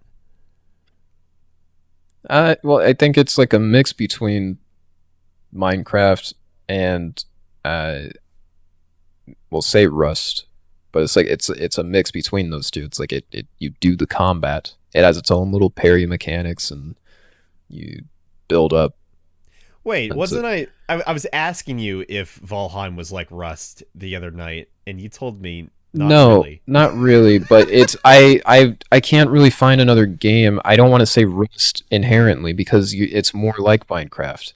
Ark Survival. No, well, because Rust or sorry, Ark Survival Valheim 2. Rust has. Damn it! Why do I keep saying Rust? Valheim has its own. Uh, It's Rust. it's melee combat basically. Rust is very. It's like gun based, and you're worrying about angles and bullet drop off. and Okay. magnetism. It's not like that at all. But I don't know any other game like this that's like Middle Ages, almost Dark Ages, and you have to parry the guy to try to get the stagger, and then you're just whipping ass. I haven't really seen the PvP too much. I know it exists, but like the servers right now are only capped to 10 Oh, players. So maybe later on we'll see like a more open world and more open ended sort of thing. But that's why they tell you make sure you're careful when you join somebody else's server with this character. You don't want to just yeah. Yeah, I get it now. So it's like Skyrim with guns, but Skyrim with swords. so Skyrim, Far but you Cry with swords. basically, but you can craft. So it's like Minecraft, and you're sat there building up your fortress and your base, and you're getting all this loot, and you're trying to continue to amp yourself up and gradually progress through the tiers of tools. So it's Rust with swords. So it's Skyrim with swords So and no Skyrim, guns. so Skyrim, and but it's Minecraft. It's Skyrim but good. Skyrim, but you tone down the quality to PS1 era, but still have the post processing.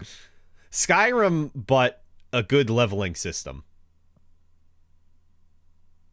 Because I ain't gonna I ain't gonna I ain't Kind of like Okay, Fallout without guns but a good leveling system. I kind of like the Elder Scrolls where it's like do activity, you get better at it. Fallout 4, but they actually gave a shit about the leveling. Fallout uh Fallout 76 but not Fallout 76. But that's to Fallout fix your game. Fallout the Frontier, but you don't know how to install the Frontier. So you play Valheim. There we go, we got it. There we go. Have you been seeing any of those videos from Frontier, by the way? No, I have not. So this one guy's been going around and modding NPCs, like mixing the audio up, so like a YouTube poop almost. And so like there's a dialogue option. It's like, have you tried the Frontier? And so like you have somebody like Caesar from Fallout New Vegas go ahead and say like, yeah, I did, and it crashed my computer. Is it Manslayer? No, The original Manslayer? No, Oh. it's some guy with like 2.8k subs. Oh, I Manslayer. actually- no, No, Manslayer's doing alright. He's okay. I haven't watched this stuff in a while, but No. much love to him. Yeah. Yeah, One let of me the see if I can originals find that did gaming poops, because I mean that I used to love Yeah. the style of videos back in the day. Like I could sit there for a while just watching. Just that's Yeah, not what the character said. This didn't happen in the show. well, not even just the funny ones. Like I really wish he would continue with his Wasteland Survival series. I think is what it was called, where it was like a more serious approach. On like what was it in Fallout 3? It was like, oh, he goes to like the Springvale School or whatever the hell it was, Springdale. Main character goes to Springdale School, and it's like, oh, he's got to fight the raiders, and he's sneaking around, and like it's like cinematic essentially, using like camera work and whatnot. It's pretty good. Clanky 4 is the Shoutouts person to making Clanky these 4. edits. I'll go ahead and hand you over that link. But yeah, they're doing edits. All right, everybody, let's all Making watch. fun of the Frontier. Oh yeah, so like you've played New Vegas, right? Of course, one of my favorite games of all time. Do you remember the character Yes. Fantastic from Helios 1, the big solar array system? And he's like, oh yeah, they just gave me a job. I was like, they're like, oh, what are your qualifications? It's like, I'm theoretically qualified. I can't say that I do. What was this character? His name is Fantastic. He's in Helios 1, that big like solar array tower. Oh, that guy. Okay, Yeah, the lab coat. He Yeah, wears sunglasses. I'm looking at him right now. Yeah. Yeah, there's there's a video, and it's instead of like Legate Linnaeus, who's like Caesar's like beast of the east or whatever. It's just it's just fantastic.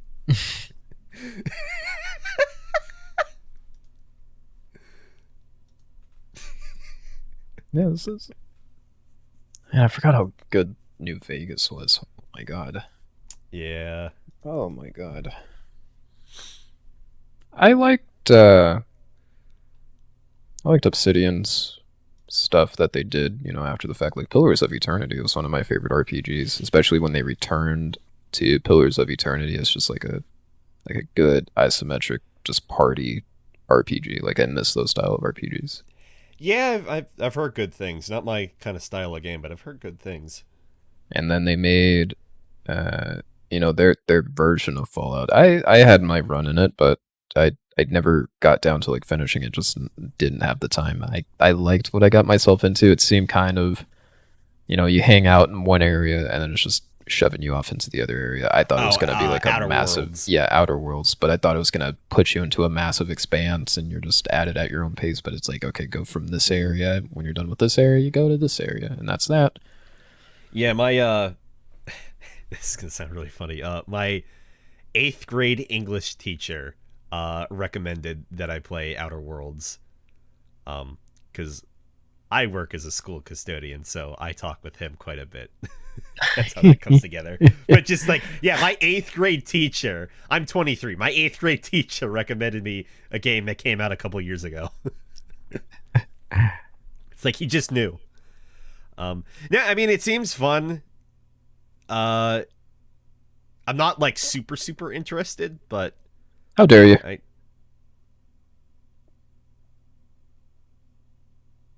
Fall in New Vegas is good. There, saved it. Clutch. Ooh, that was close. Shoutouts to Obsidian. I hope all goes well in your contracts with Microsoft. Or no, they were bought out. No, you guys were just flat out bought out. Well, I Yep. welcome your new overlords with open arms, but That I was still like respect you. that was like 2 years ago, wasn't Yes, sir. it? Congratulations, you're 2 years late. Happy birthday, your 16th birthday. I can't believe it's already here. Well, we haven't really Dad, seen I'm too much. 24. I haven't really seen too much from them though. I think they kind of spruced up the DLC for Outer Worlds, right? Like they kind of threw some change in there. Like, yeah, just go ahead, do what you guys do in that game, but let's talk about that project we want you guys to work on. Yeah, that's right. I was about to say, did it get DLC? No, it did, but like nobody really talked about it too I mean, much. I think the game kind of like I say, it wasn't really like it's all right, but it's not what we were expecting out of the outfit. Because I thought they were gonna make something as massive as like Fallout New Vegas. Like I thought that was their goal, but the tutorial that they have, or the tutorial island, sorry, like that they have, it's like okay, well maybe this branches out further, and then so you finish that, and now you're in a town, but then you look at the map and it's like, oh, that's not very big, is it? But then you're like, okay, so I finished what I had to do here, and now I'm just in another zone, and it's like, well, what the fuck? It's like oh boy. It and I thought about this too back then. The way it sounded kind of reminded me of Rage in a way, Oddly because it's enough, like, published by Bethesda. eh, because it's like, why would you go back to the older areas? Because you really don't need to. It's more of just exploration at the player's, juncture. Just let the player do what the player does. Yeah, yeah. I fucking forgot for a second that game had a sequel. Remember how much that was marketed? I did. I wish I had played the original because it seemed like the game was fun, but It was. there was some fun to be had, but it's like I don't know. It kind of felt like there was no real reason to have the open world because I mean you just got in a car and like that was it. And it's like, oh, there's a car here and there's a car there, and like, oh, here's some enemies you can shoot through, and it's like, eh. Like, I think the best memory I have of Rage is between, well, three things. Throwing the that boomerang fan thing, I forget what it was called. Hitting some targets, and talking with what's his face's daughter. Doing this like TV show event thing for this really big old guy, and then going through some of this city through like a dungeon, and there was some big giant mutant enemy at the end. That's about all I can think of when I think of Rage, and it's like I never beat it, but I just know it's like, oh, I gotta fight the government, man. Government stepping in. We just want to be free after, a global apocalypse, dude. I'm gonna rapid fire this one. Are you ready? Okay. Are you prepared? All right. I meant to mention this earlier, and that's kind of slipped my mind. Congratulations to the Tampa Bay Buccaneers on their win in the Super Bowl. Tom Brady really pulled it through like that. Everybody was kind of marketing him as, oh, he's too old. He's not going to do it. I mean, how many rings does this man have? I'm not asking Mel because of this fucking guy. Yeah, but he thought the Ravens was going to play or something. Steelers got a lot. I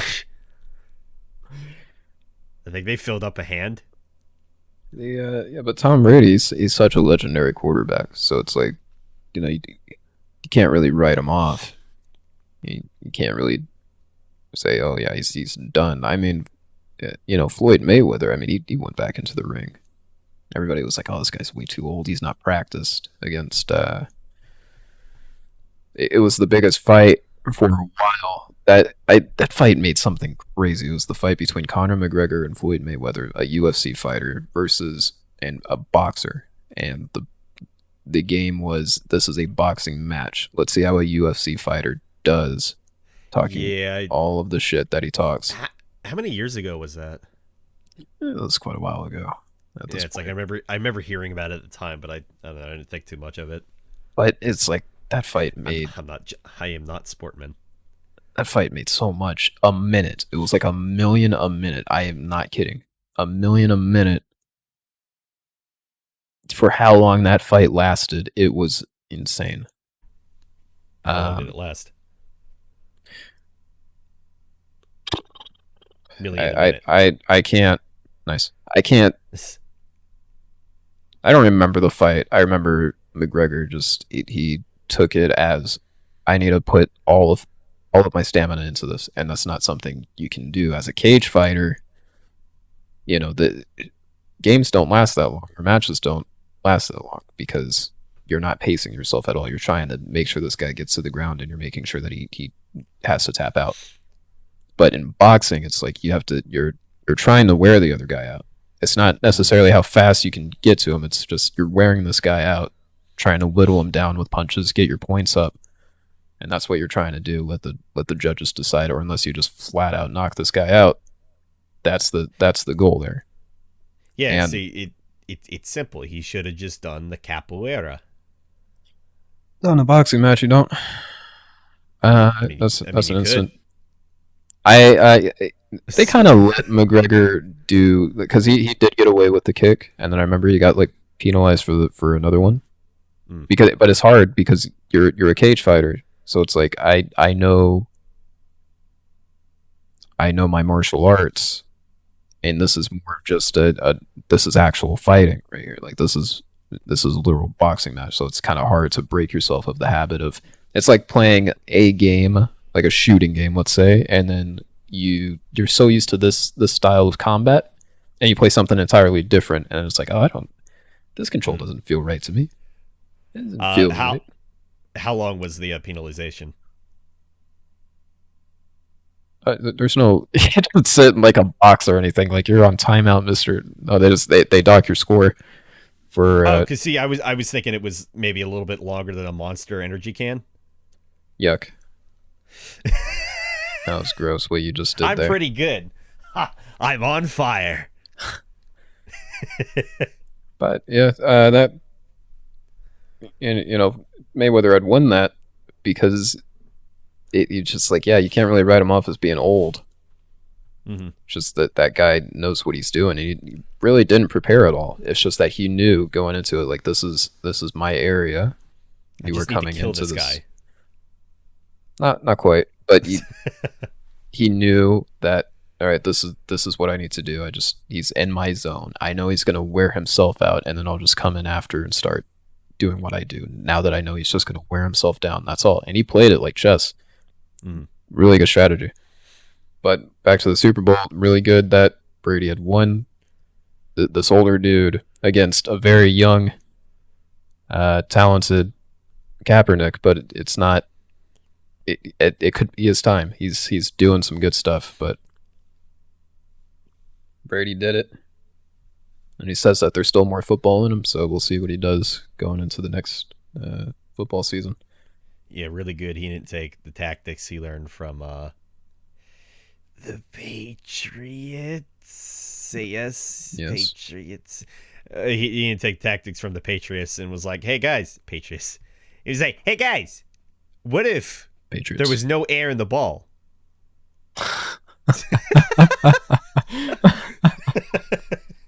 All right. Okay. Hmm.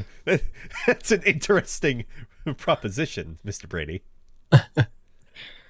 We're gonna have to go with no. Yeah, I was over my mom's. I watched for a little bit and like, man, uh, Tampa was the winning team. Yes. Say yes. Yeah, Tampa was fucking killing the Buccaneers. Say yes. No. The How'd you other how'd way? you no how'd you fuck Ta- that up? Tampa or the Buccaneers? No. This is why I don't sport, man. I can't do this. Okay, tell me who played, and I'll let you off. I don't remember. Tampa Right. and I honestly don't know. All I know is the other team was losing by like a lot. Well, that's all that matters That's in the end, don't it? Well, no, not it wasn't a close game. They were losing by a lot. Like if you bet on that team that was losing, you already know that you're losing like hundreds of dollars. Yeah, it was. It barely was considered a contest, and that's kind of the weird thing about like the Super Bowl. Kansas City that was the same by the way. Kansas City had such a good record going into it. They were like 16-3 in the season, meaning 16 wins, 3 losses. Oh, wow. Tampa was 15-5, so 15 wins, 5 losses within the season. Hmm. And you could have like a really bad team. All of a sudden, they're in the wild card, and the wild card being the tournament, the playoff to get to the Super Bowl. You could have a team that's like in the wild card. They had probably lost like 7-1-7, and then but you have a team that hasn't lost, and all of a sudden they're not playing the Super Bowl, and you're like, damn, that team probably should be in the Super Bowl. They didn't lose a game, but then they lose Right. all of a sudden. They're just out. That's it. Did that good the entire season just to get fucked by a team that was in the wild card, and that was it. But Kansas City, the score was like 9-30 or 31. Yeah. That game did not go the distance. I think they had that game like won very early because I remember watching the score, and it was like Kansas City had just held on to 3 points in the first quarter, had another 3 points second, had another 3 points the third. While it seemed like the Buccaneers were just scoring every single quarter, Mm-hmm. if not twice. in a quarter. It was wild. So you can't really.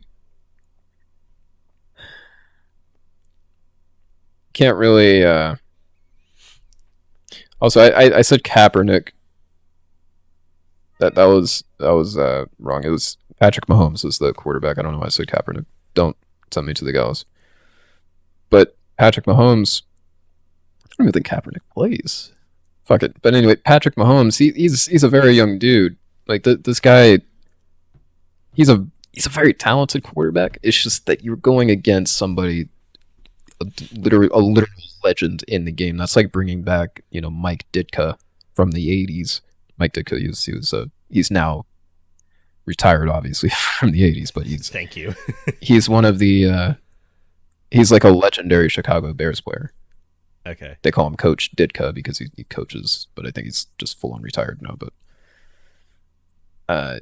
that's like going against that such a high level legendary player. And when people talk sports, especially like the way they remember, usually bring up like, oh, remember the '85 Bears, because that was when the team was like a force to be reckoned with. Chicago Bears, that was a force to be.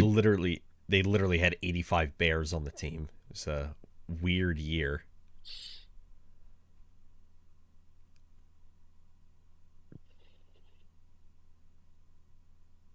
I'm really funny.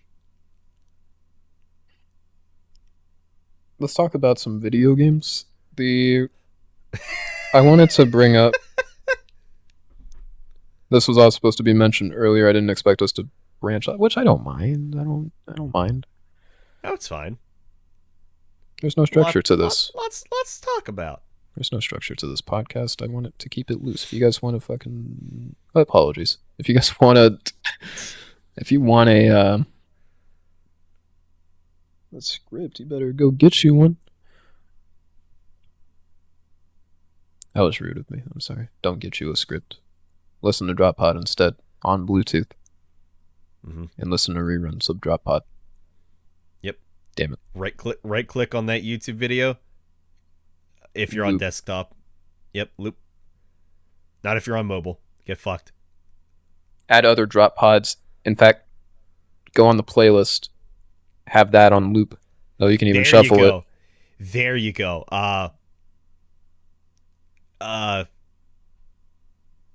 Where's our Spotify? Soon. TM. I wanted to talk about. We had mentioned Anthem in passing on a couple of episodes. Ha! Mallow resents this game. Not. I have. I have my opinion, and I have further words. My Please thing continue. is this is a legendary outfit at BioWare, and they wanted to make something that was out of their comfort zone. And the thing is that EA also wanted them to do something that was out of their comfort zone, and gave them clear-cut instructions on what they do, and the game flopped. The problem is we're supposed to get a rework of this game. Next. The rework, in fact, something of this caliber should have already been out. Hell, I mean, Cyberpunk is supposed to get a rework within 6 months of release. You're talking about a game that released a couple years ago should already have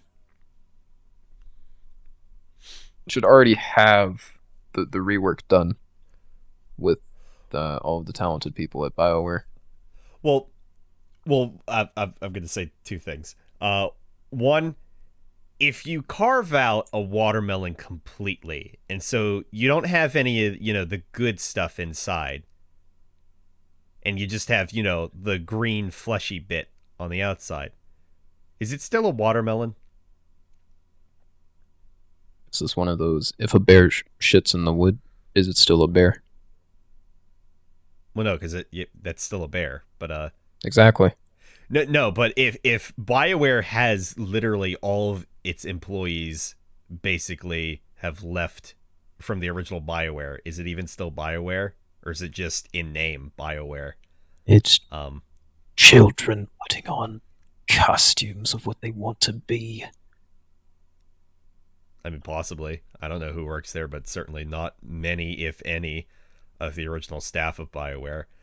So Um, it's the same thing we have at Bungie. It's like, man, is this really Bungie, the legendary studio known as right. Bungie? It's like, well, a lot of them came to 343 to work on their child, Halo. Yeah.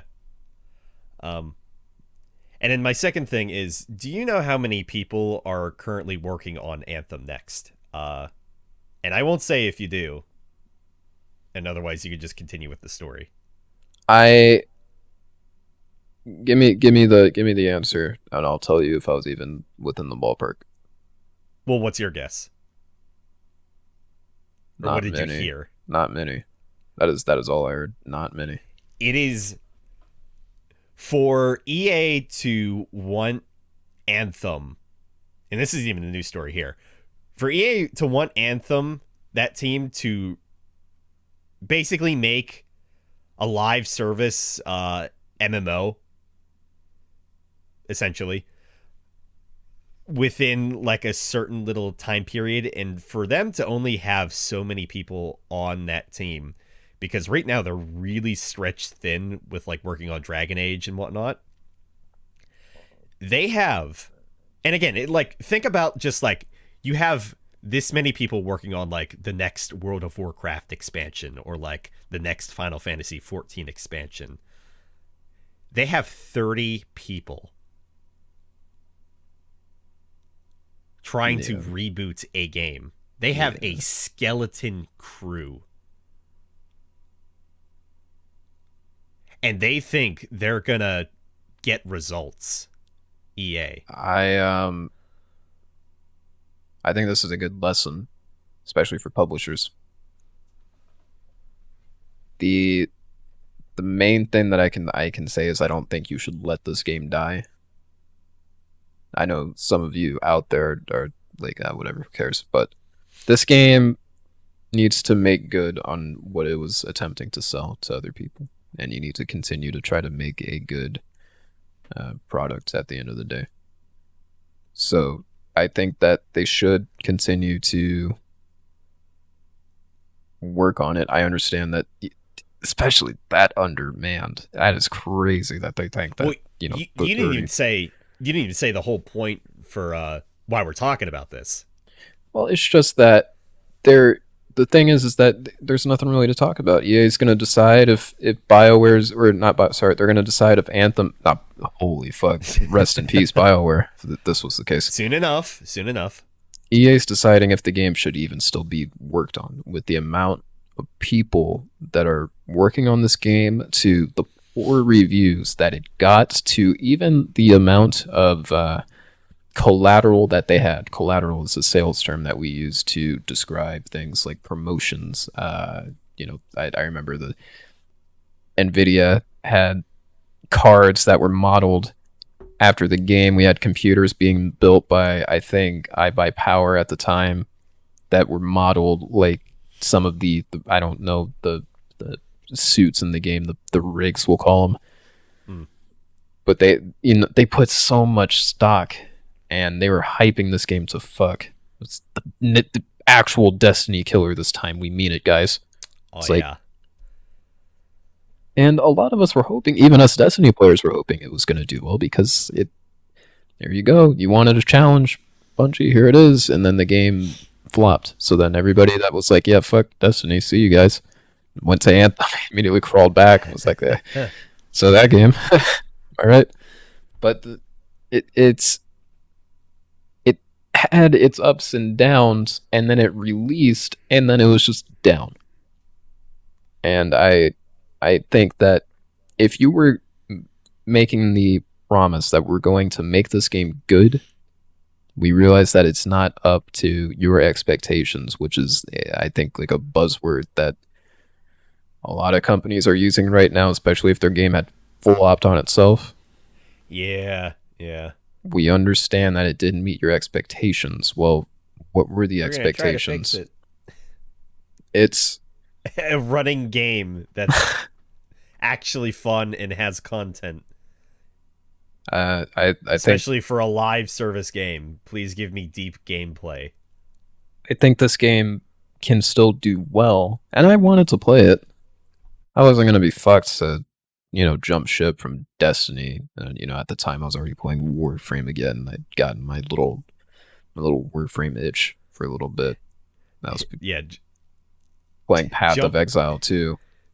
jump ship from the burning ship that is Destiny. It can still be saved. The fires can be put out.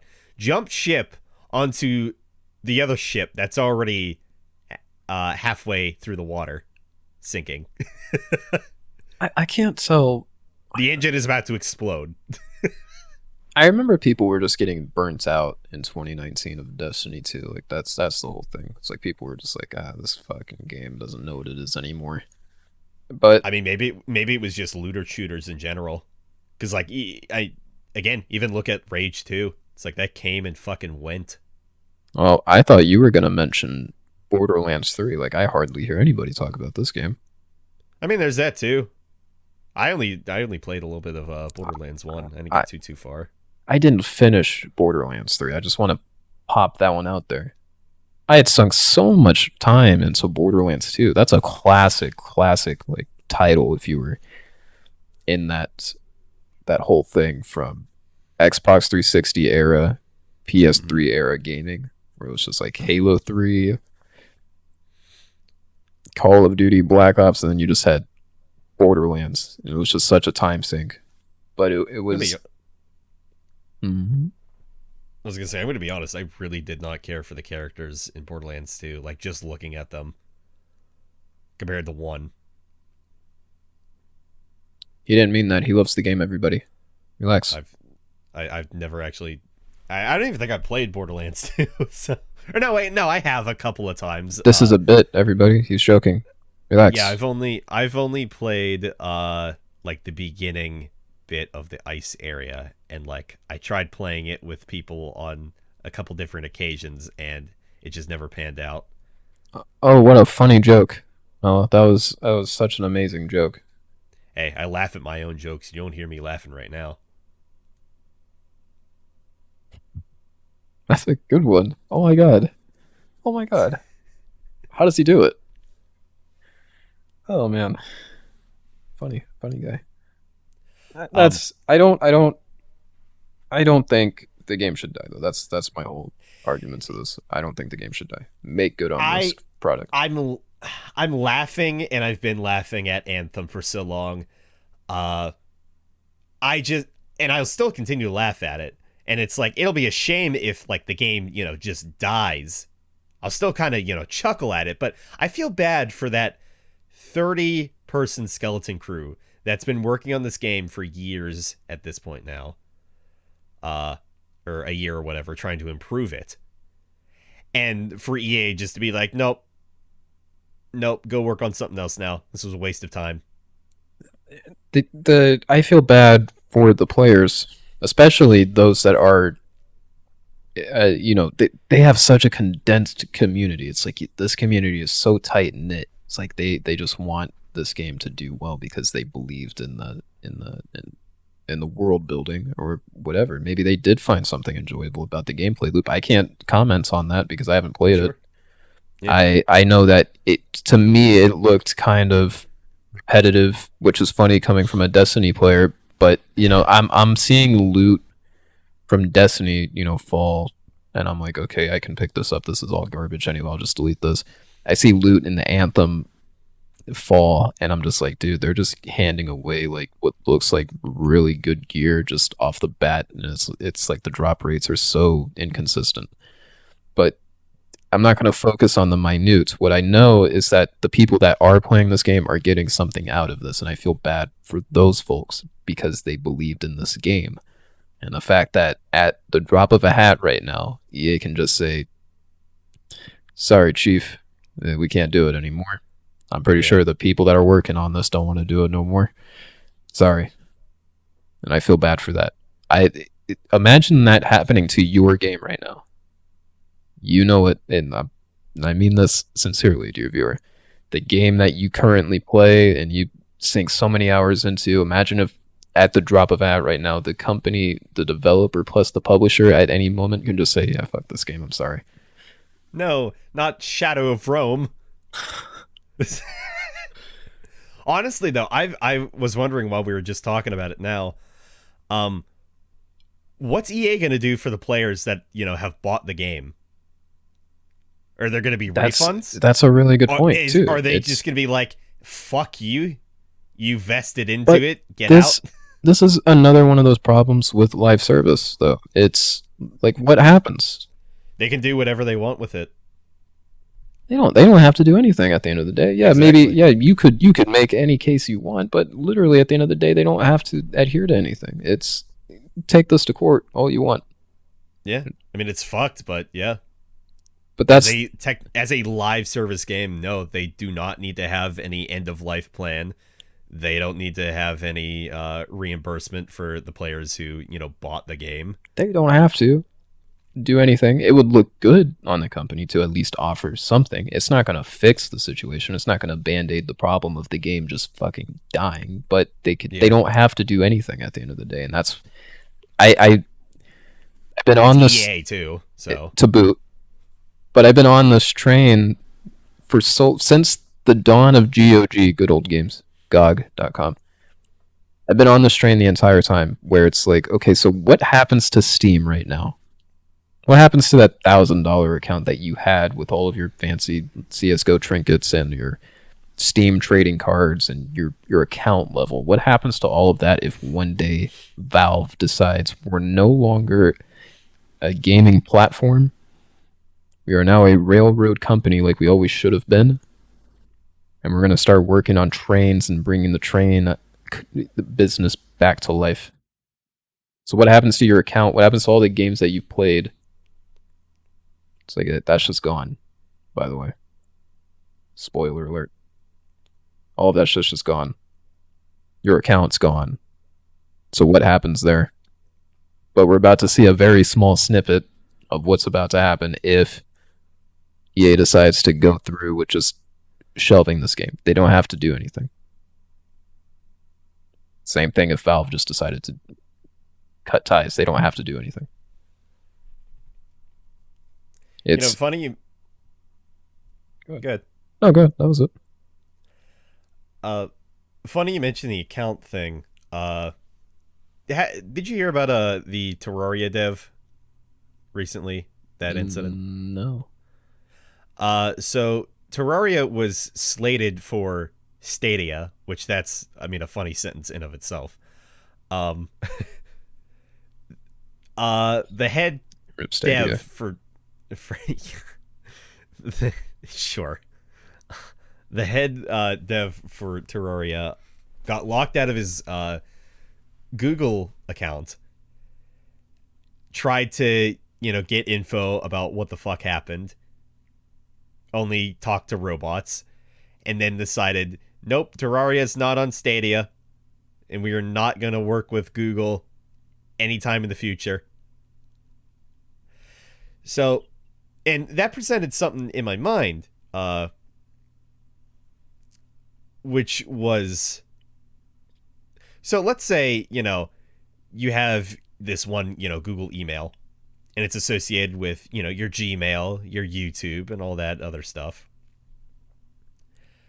When you get 3 strikes on YouTube,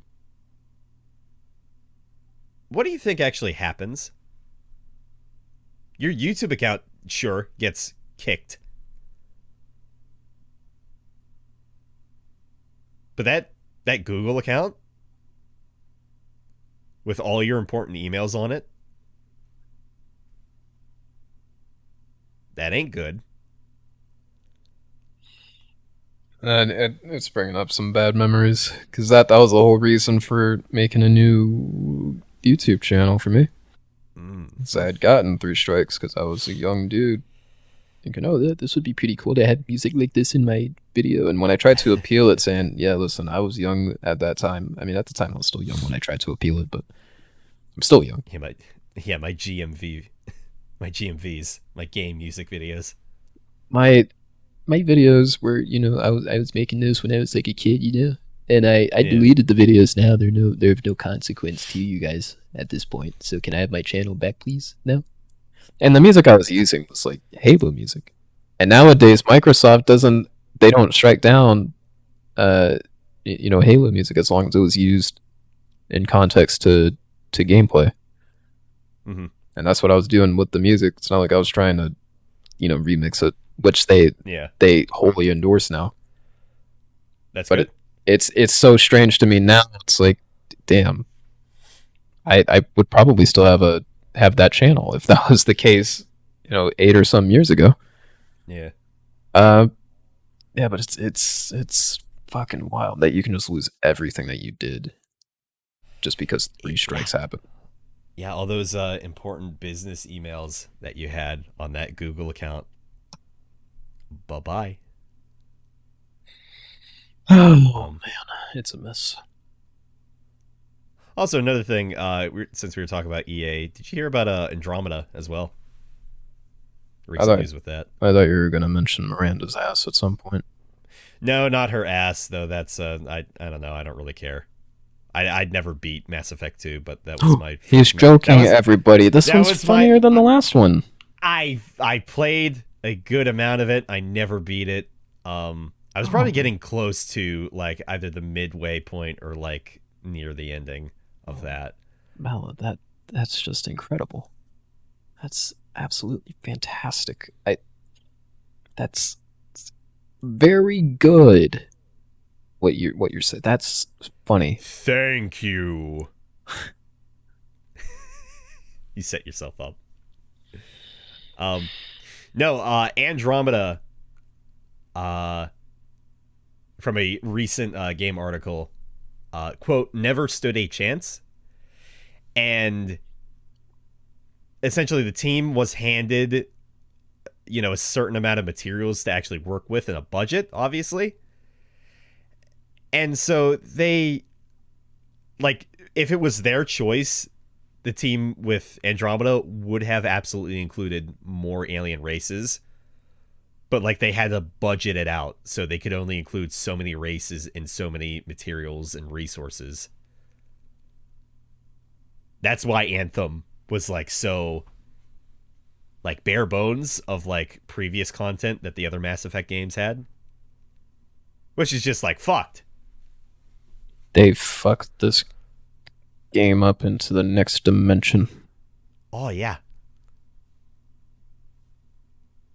It's like EA destroyed, nearly destroyed Mass Effect themselves. Like, if it weren't for them being like, okay, we're going to do a remaster, like, I think the recent news was you weren't seeing a Mass Effect game for a good while. I wholeheartedly expected, like, the next mention of Mass Effect to be, like, 6 to 10 years, truly. Here's the next thing, Mala. Ready? Sure. The best thing that's happened from this whole excursion? The veterans got out. Oh, yeah. They knew. This ship's a sinking. I want to be on it. Let's bring it all the way back. I'm Is sure. the watermelon still a watermelon if it's just the skin on the outside? Yeah, because you know what it's a part of, don't you? Yeah, but there's no substance inside of it. There's nothing to eat. It's only the skin. Doesn't make it. It doesn't stop being a watermelon on your say so. The rind is still there. It's a watermelon rind. It's not a watermelon at that point, though. It is still a watermelon. But it's a husk. That's like, okay, hold on. Why you gotta kill my analogy here? My simile. You basically just said, yeah, but ice isn't water.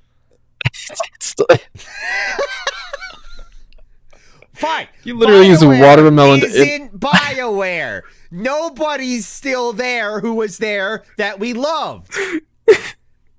There. The seed of the watermelon is gone, so therefore it can't be a watermelon anymore. Oh. I don't Oh, think I'm going to be playing Valheim after this.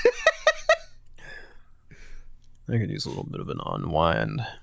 Think about that snack of a woman. What, Miranda's ass? No. I was never really taken by Miranda. But the thing is that I understand where original players of the game are coming from. It's like, damn, dude, that's how progressive we're getting with this. Yeah. I mean, I think it's, I don't know. I don't really have a huge opinion on it. It's like, I get it, Well, that's how I but at am. the same time, it's kind of weird. I get the argument. I understand it. It's like, damn, dude, are we sure about this? Are we positive? It's like, because that was in the original game. The character is meant to be eye candy, and I don't know how far you got into. Well, I do because he said it, but I don't know if you're Yeah. really paying attention to stuff. But did Mm?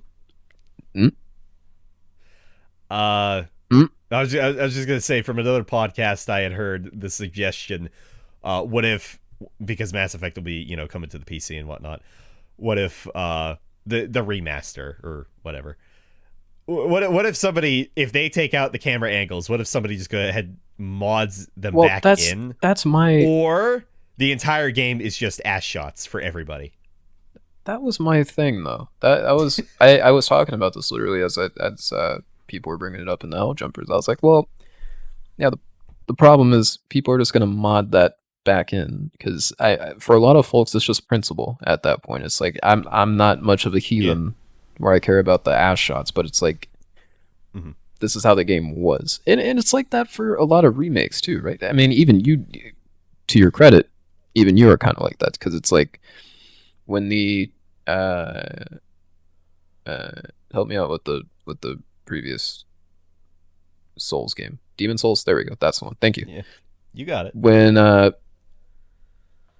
Demon Souls remaster happened and they were doing their dev streams, you would look at some UI element and it was just a little out of place than how you remembered it, or they changed something just a tad bit, and you have your little qualms about it. Yeah. But I mean that it's not you making it, and it's certainly not the fans that are making the remake. They can just sit back and watch as. All right, that's not exactly how I remember that, but you can't really do anything about the minutia of it all. It's just you have to kind of take it. That's a punch that you just Yeah. have to take in the gut. And just it's what we got. But I understand. It's like the principle of it is like I remember this game having that. I'm gonna keep that. I don't care for the context. This is how the game was. Well, I mean, keep in mind the difference too. Demon Souls is a remake, whereas Mass Effect, it's literally just Mass Effect, but it just looks a little bit better. So that's a remaster. Yeah. But still, I mean, even then, they gave Halo Combat Evolved Anniversary. That I'm talking not the Master Chief Collection version, but the one that I'd released. They gave that a new menu. They even anteed up on some details they had from Reach, and it's like, well, I don't really remember it like that. I even did it. I was like, oh, but again, I can't really focus on the minute. It's just, it is what it is. I enjoy the game still, but you're an asshole for doing that. Damn it. Apologies, everyone. Sorry. No, not you. No, you're fine. I was gonna say, like, what did I do? I just slid in my chair. You asshole! How dare you move around in your chair? Oh, it's gonna be a fucking pain in the ass to edit that out. I know you're not gonna delete that out of your track. Oh, hang on, boy. let me just cough a lot now. Oh, he's not even dying on his own time anymore. Wasting everybody's time. Look, you need to decide: are you gonna die here, or are you gonna go in the ambulance and die at the hospital? You're wasting these paramedics' time. Is a paramedic still a paramedic if you don't give them a medical vehicle?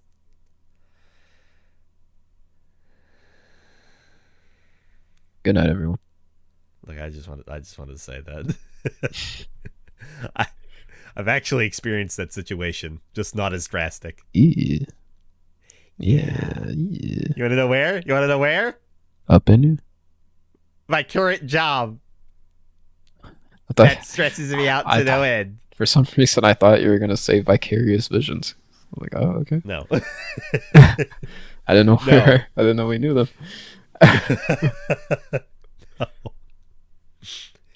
Yeah, I was told by my boss 2 summers ago, because everybody heard, oh God, Austin's having an asthma attack. Call an ambulance. But And not then for they me. came. But not for me. I love that old man. Um, yeah, no, I was like, I don't know if I want to go in the ambulance or not. As I was still, gasping for breath, I was starting to, get there, but like I was not in good shape because it was really hot that day when I had walked to work. That's why I had an asthma attack. And so my boss got irritated, and nobody likes him anyway, and that's not hyperbole. Nobody likes him. And he says, you need to decide whether you're going with them or you're staying here because you're wasting their time. And then I got in the ambulance and I had mentioned that and I was like, no, you weren't wasting our time. It was good that you came with us. So fuck my job. That's another reason why I'm quitting. Fuck that. Ain't worth the stress. Yeah, man. I mean, I did want to actually, since I had mentioned it, I did want to give a little update. Because me and my mom spent a little bit of time, obviously, since earlier in the week. Since you get mom something for Vita. No, Get mom something nice. helping her print out a thing. You get mom some chocolate and flowers. You get mom some chocolate. In this economy, How much is a box of chocolates these days? I understand they're not penny sweets, but no, just kidding. The matter of going out no, I see. now. Anyway, but what was I saying? Yeah. So me and my mom had spent some time, after we put down our dog, and I had mentioned again about my plan was to quit in March, and then I should have enough work by then editing. That should be good. But it might be I used the word roughing it, which I don't think was the right word to use.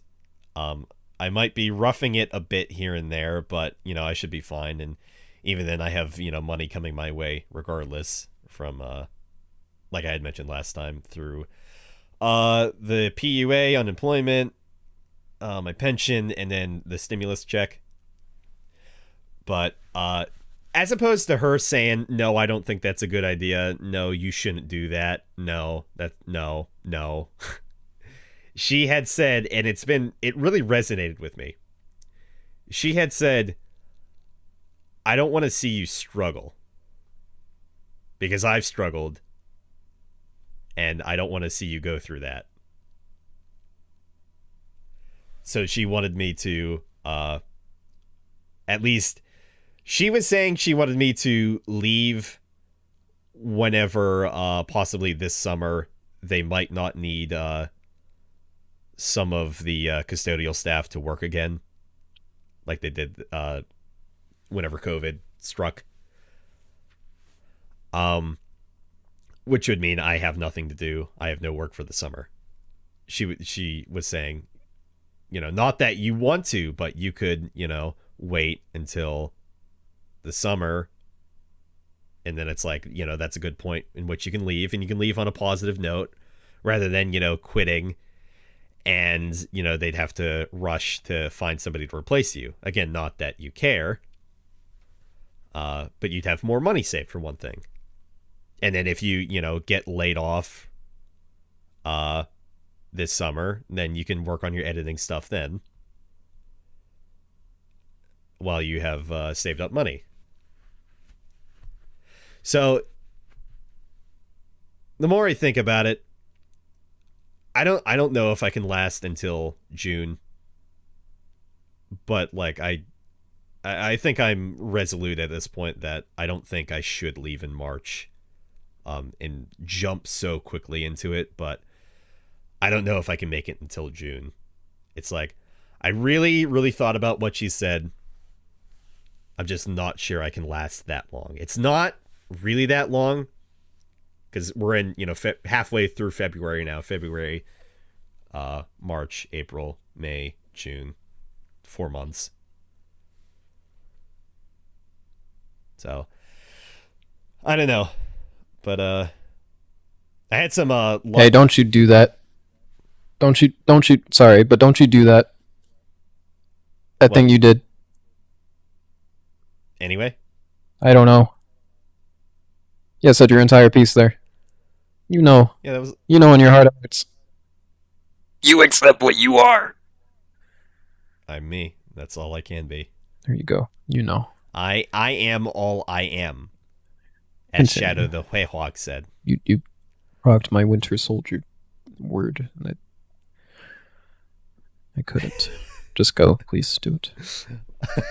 I had some luck recently, possibly with some networking. One of my clients had mentioned that to another person who, they're partnered, and I think they're working towards soon becoming a full-time streamer. But they had mentioned that they were having trouble balancing making YouTube specific content and then also cutting down streams for YouTube as well. And my client had mentioned, hey, he's been doing real good for me, and he's been editing real fast and whatnot. And then that guy who's a partner immediately followed me afterwards. So I may hear something from them. I may not. But as I see it, if I'm working 4 editing jobs for 4 different people, and then still side stuff for some people here and there, which still in the works. But it's if like I hit those 4, if I'm working 4 jobs, I see no reason at all why I should stay with my job any longer, truly. Because like I'm making fairly good money right now, and this is just in my off time. I'm not even fully committed to it yet with editing. So fingers crossed. That's all you can do. Don't throw all your eggs into one basket. You still have to make sure you can stay afloat. Yeah. On that little river raft of yours. Yes. But I just figured I'd update. Oh, for both on updating. that again. We can both have an update. I said quite a few episodes ago, I was working with some fine folks at VBI, and I still mean that. Legitimately, this is of no importance. They were really trying to haggle, and I tried my best. Apologies, but I did explain that. I'm a pretty I'm not big league at all. By the way, at the time I had at the time of the partnership I had, it was I had like 500 subs, or not subs, follows on Twitch. And I had even told him, like, okay, so here's the amount of people that I have. Here's my concurrent view. I'm not going to mention this on. You have to keep some secrets in the bed. Well, yeah. Mm-hmm. But I had mentioned that this is my average viewership. That might seem kind of neat to an affiliate streamer, but that's where I'm at right now, currently, and the amount of money, which I don't feel like I should discuss on here, but the amount of money that they were trying to say, like, yeah, this is, we give you all of this right now if you just hand over X amount of bones, and I'm like, yeah, so burn that. And that's exactly what I said. Yeah, you guys are free to burn that. But I had met this fine lady. Not in that way. But I met this lady that does primarily Destiny 2 art. And I told her, yeah, so as soon as you're back up, and she was talking to me about it, it's like, yeah, well, as soon as I am back up, I definitely want to work on this. This sounds cool.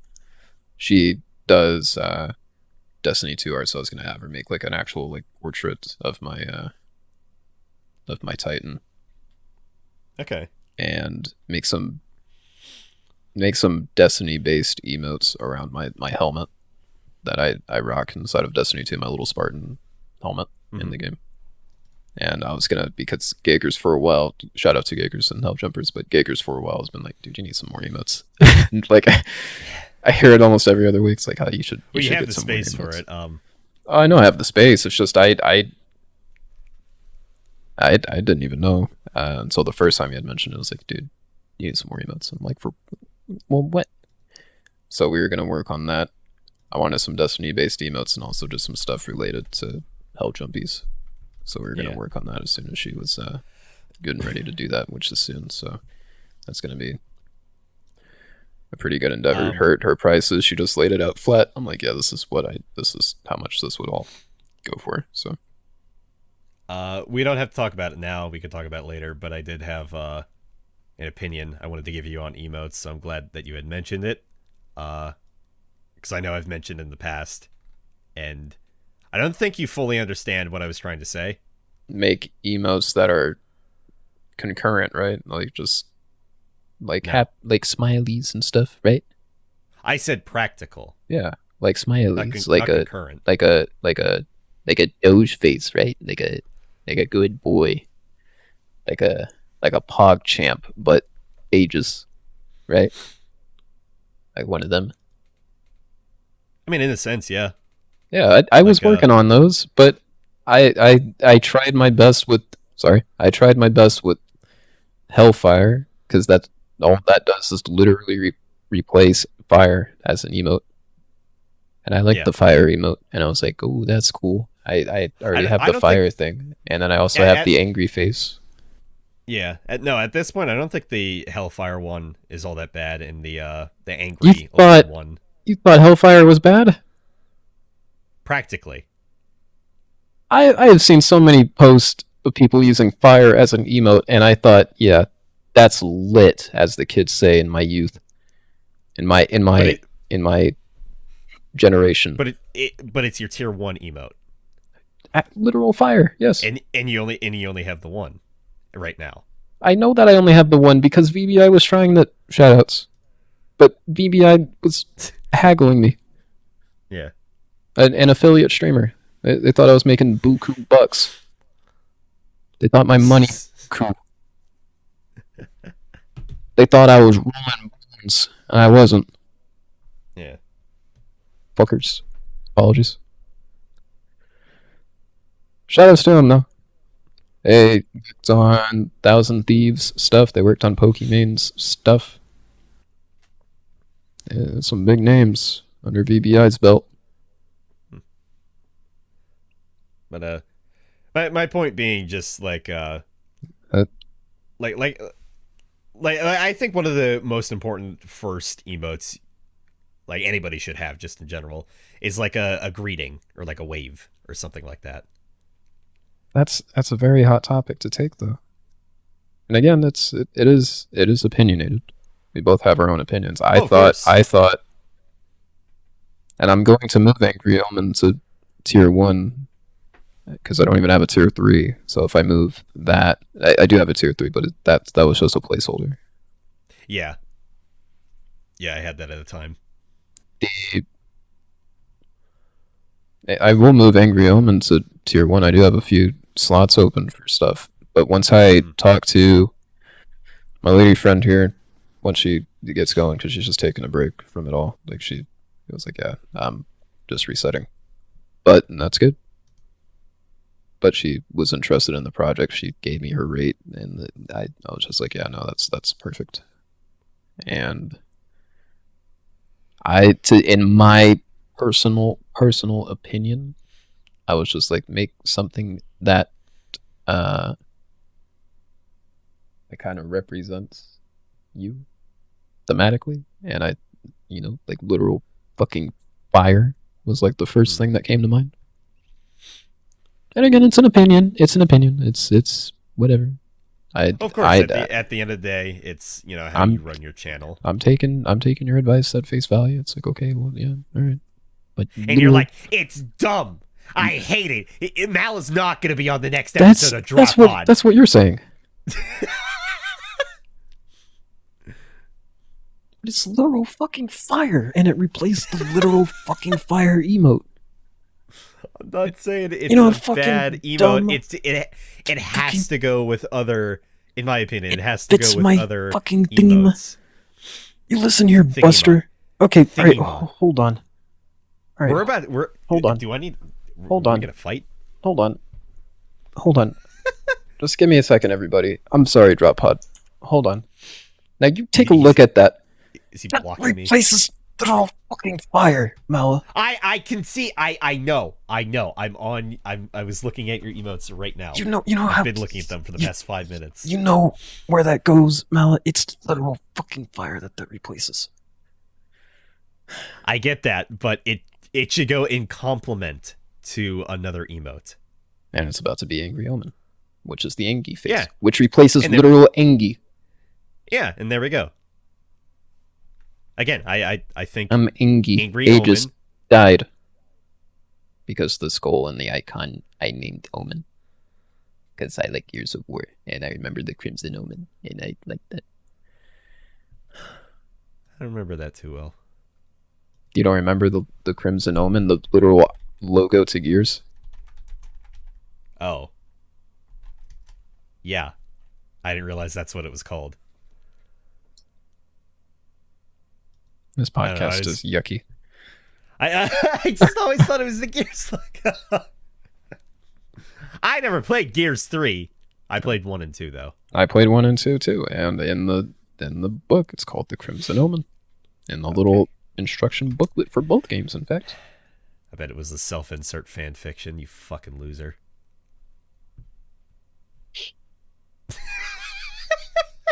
They all start that way, don't they? Call themselves a loser in the foreword? No, they're all fan fictions, and then they just get a deal. No, I mean, yeah. I mean, technically, even Dead Space has fan fiction. Oh hell, I mean, modders make something for the game, and then like the development team's like, hey bud, how about you come aboard? You did all this? You literally Yeah. changed the way this game plays? How about you Yeah. come, we can use somebody like you. And then you join Bethesda right before 76. There was some other topics that I had for tonight's drop pod, but we're closing the 3-hour mark. I'm still undecided on what to do for. Can you rapid fire them? No, not with this. I'm only going. Okay, fine. I will only allot one sentence, nothing more. Are you prepared? This is how your structured podcasts go, where they have Oh, God. scripts and they have to stay on topic the entire time. Here we go. Okay, oh god.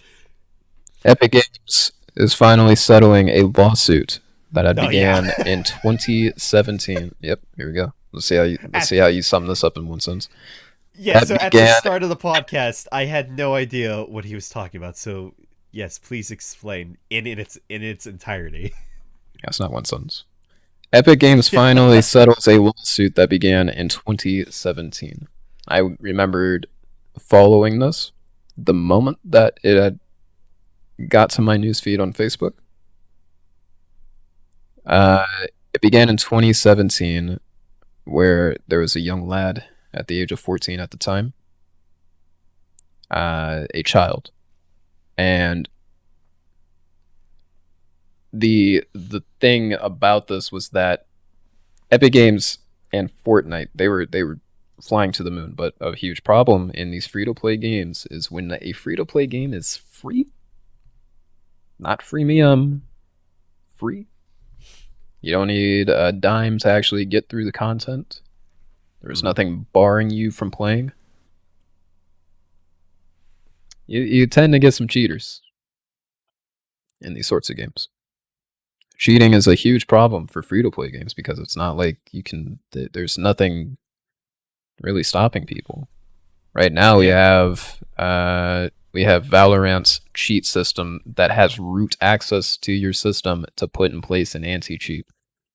It has kernel level access, which is it's a very divisive topic, and I'm still staunchly against it.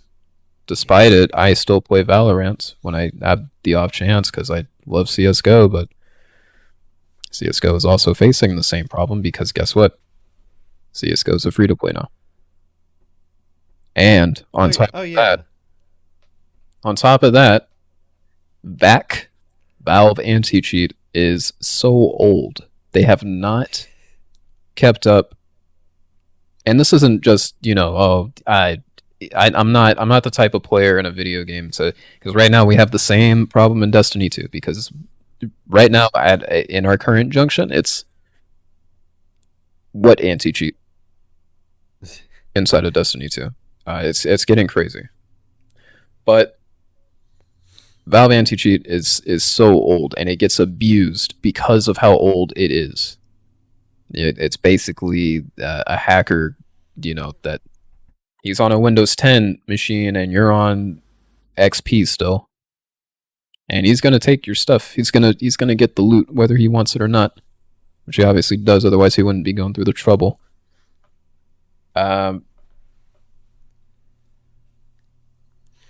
Epic and Fortnite, at this time, I can't really say what's happening with the game nowadays, but at the time, Fortnite, bigger than life, bigger than God, and when a game gets noise, especially when it's free, an influx, you start to see if just some bad apples start getting into the game, whether it's they're running services for carrying or farming the game out, and you will pay them X amount of money, or even some underground shit like a script that can run in the background that will give you visuals of everybody that's on the map in your current view, or will even aim your gun for you. That's a big problem. And they took a lawsuit to a 14-year-old kid, and the methodology was, if they're going to just sue a kid, I should probably stop doing this because they can come after me at any point now. This isn't the first time that we've heard about this, and this isn't the first time we've heard about Epic just flat out suing somebody. It's like setting an example for the community. It's like, if you do this, then we will destroy this 14-year-old boy. I mean, you started hearing about it during the long stints of the Pirate Bay when it was just really up there, and then cease and desist letters were coming out once companies started figuring out what the deal was. It's like, oh, there's this website people are just going on. They're just downloading everything right now. It's basically free candy. You started seeing cease and desist here and cease and desist there, and if it didn't stop, hey man, your internet provider's just going to hear about this. Funny how it's still up.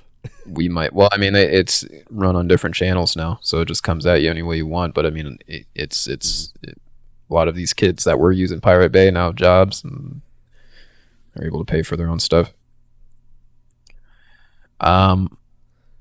They took this case to the kid, the mother of the child. Obviously, she decided to represent the 14-year-old boy, and her whole thing was, okay, why are you targeting a child instead of going after the cheat makers, was the counterclaim. Yeah. You are a AAA company. Why are you going after a kid with no income? You're only screwing over the parents. The parents that, by the way, don't know nothing about no Fortnite, no Unreal Engine, nothing. Why are you going after the parents? And just because I don't know that my kid is actively hacking in a video game, that shouldn't be my concern at the end of the day. I wish he wouldn't do that, obviously, and I'm sure he got a slap on the wrist from her, but you shouldn't do that because you're only screwing me over. You're screwing the parents over for Mm. sure. And that rose a very good argument because now people were kind of in favor of the child in all ways because it's like this is a He's 14 kid. years old. It's like somebody, holds up like a store and ends up killing somebody.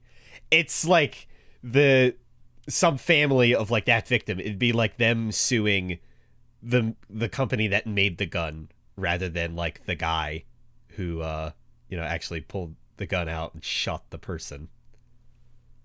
Oh yeah, that's one of the weirdest things, especially if something like that happened.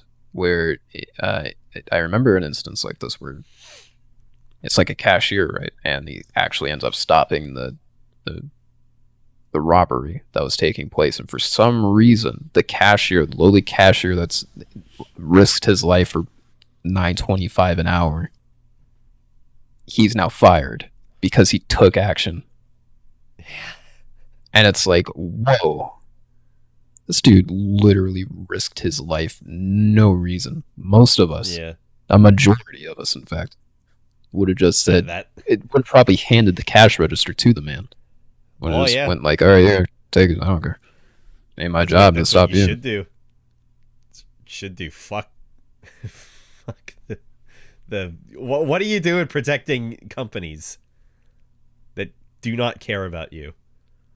So that cat gets fired, but it's like everybody's coming in defense of this man because it's like, dude, you could have died. Like, Yeah. you don't understand. Like, this guy was staring down death at any moment right now. And, like, you fire him for doing what he felt in the moment was the right thing to do. It's like, that's crazy that you thought that was okay to do. It's the same instance here. It's like a fucking child. Like, that is crazy that you thought that was the right thing to do. It's like, and the philosophy was there. It's flawed as fuck, but the philosophy was there. It's like, if we do this, I don't think people are gonna want to cheat anymore if they know we're coming after kids with this. I think Epic has now either being like reminded of this story, which I mean I'm not, or just hearing it for the first time.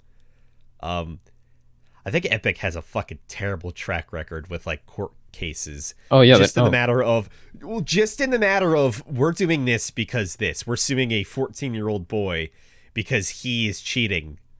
Whereas the most recent thing was, oh, Apple won't let us make money off of their platform. This is like the civil rights. The billionaire won't get their money. Oh, this is like basic human rights, dude. I wish Mr. Tim Sweeney would just burst into flames. I hate him so much.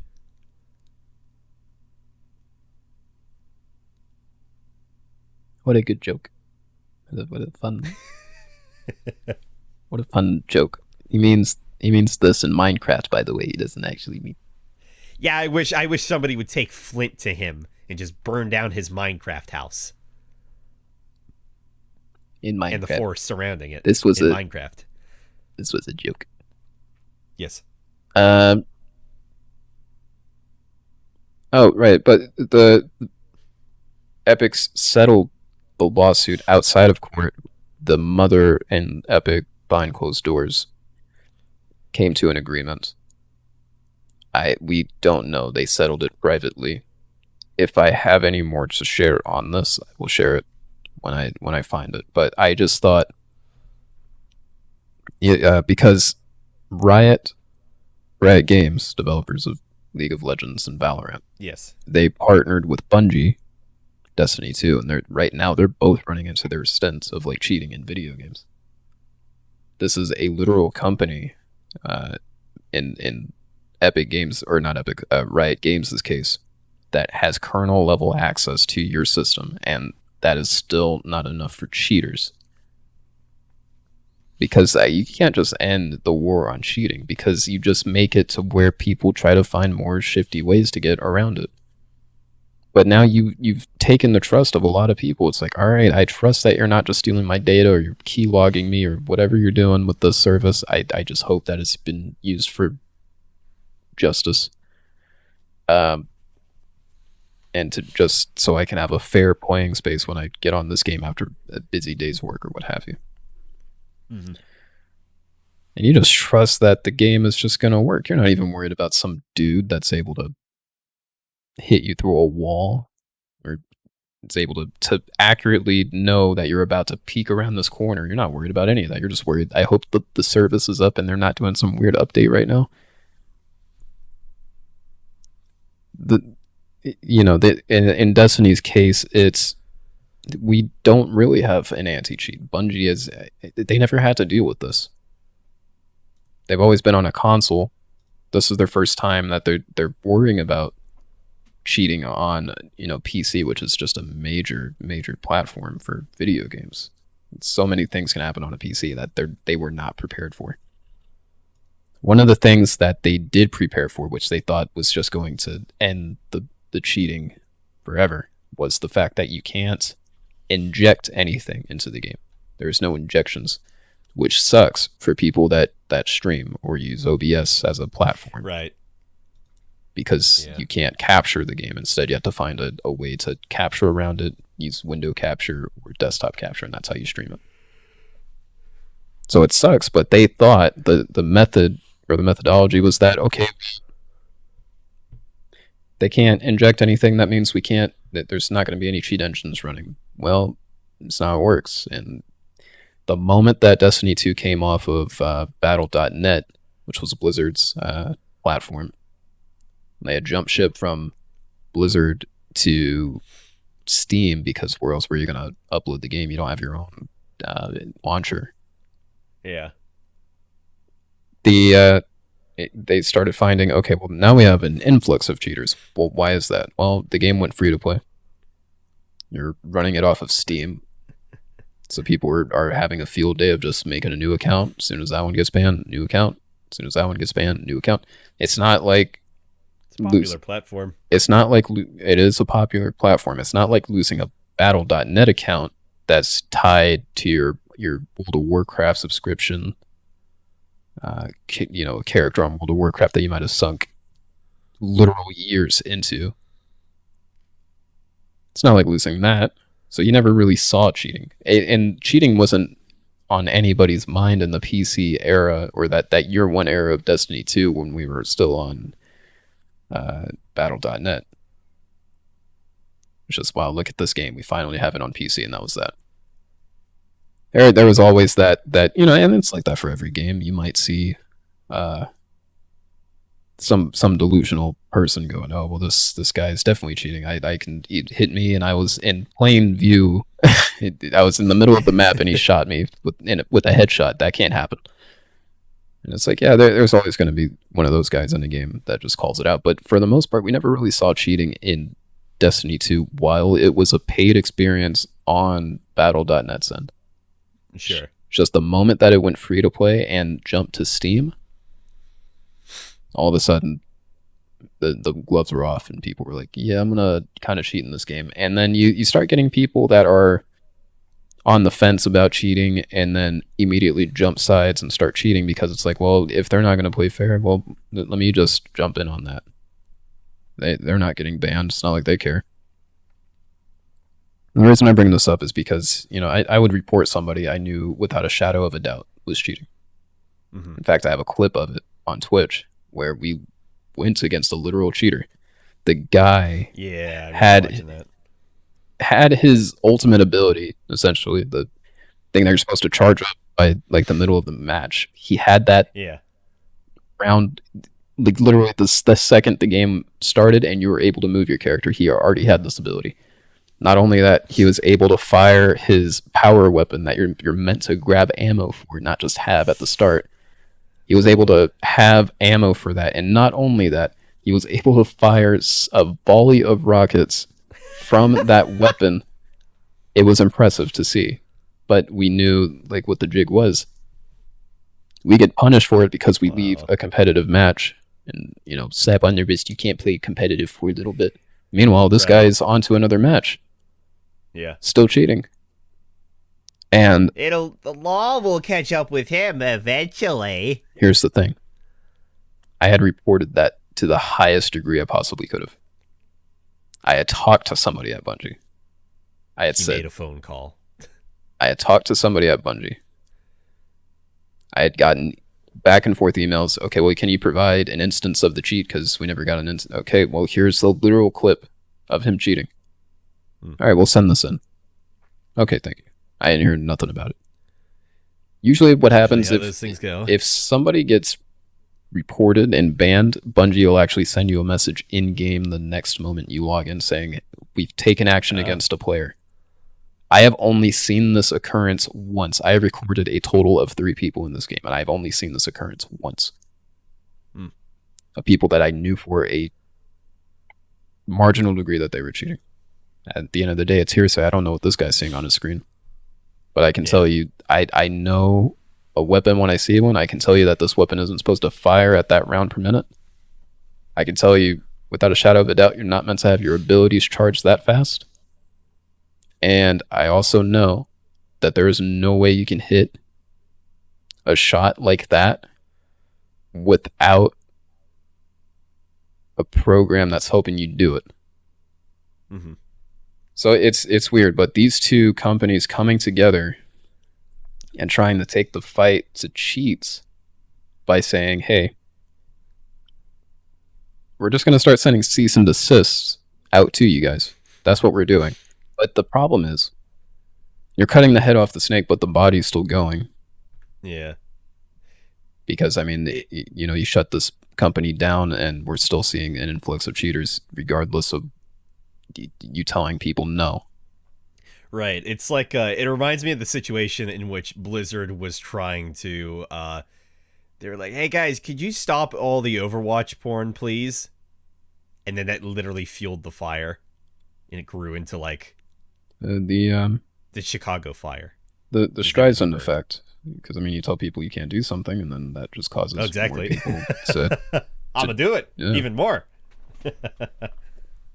You tell people they can't say the N-word in a public forum, and then look what happens now. It's just, all of a sudden, the N-word is just synonymous with,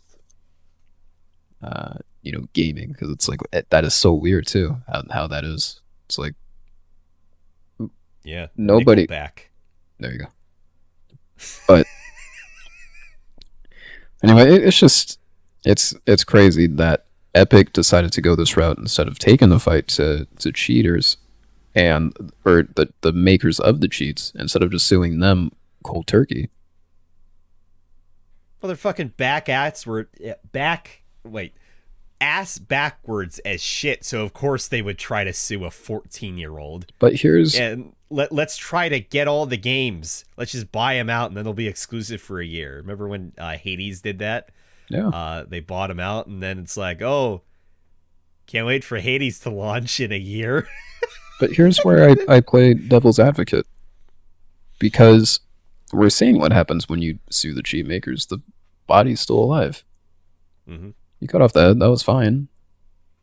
And I remember looking at the websites that were hosting these sheets saying, guys, this is going to be in the future for you, but right now we just got a letter from Bungie saying that we had to stop production and selling of these sheets. So it's like, lose your livelihood doing these cheats, or having to pay a fine or even jail time for just, kids doing some stuff on the internet. But even then, it's like, well, sure, you're selling it, but it's out there. Anybody can distribute that at that point. The damage is still done, but the problem is that, obviously you update your game to better defend against that cheat or that program. So it's like, the Bungie is able to detect the program being used, because obviously, as the cheat developer, you keep finding ways to loophole around that. As soon as somebody gets banned, they'll probably go in the forum and say, yeah, I got banned, I don't know why. All right, well, we'll fix it. A new update comes out, everything's all good again. But now that the cease and desists are out, Yeah. we're hoping that the body just slowly understands that, yeah, it's dying.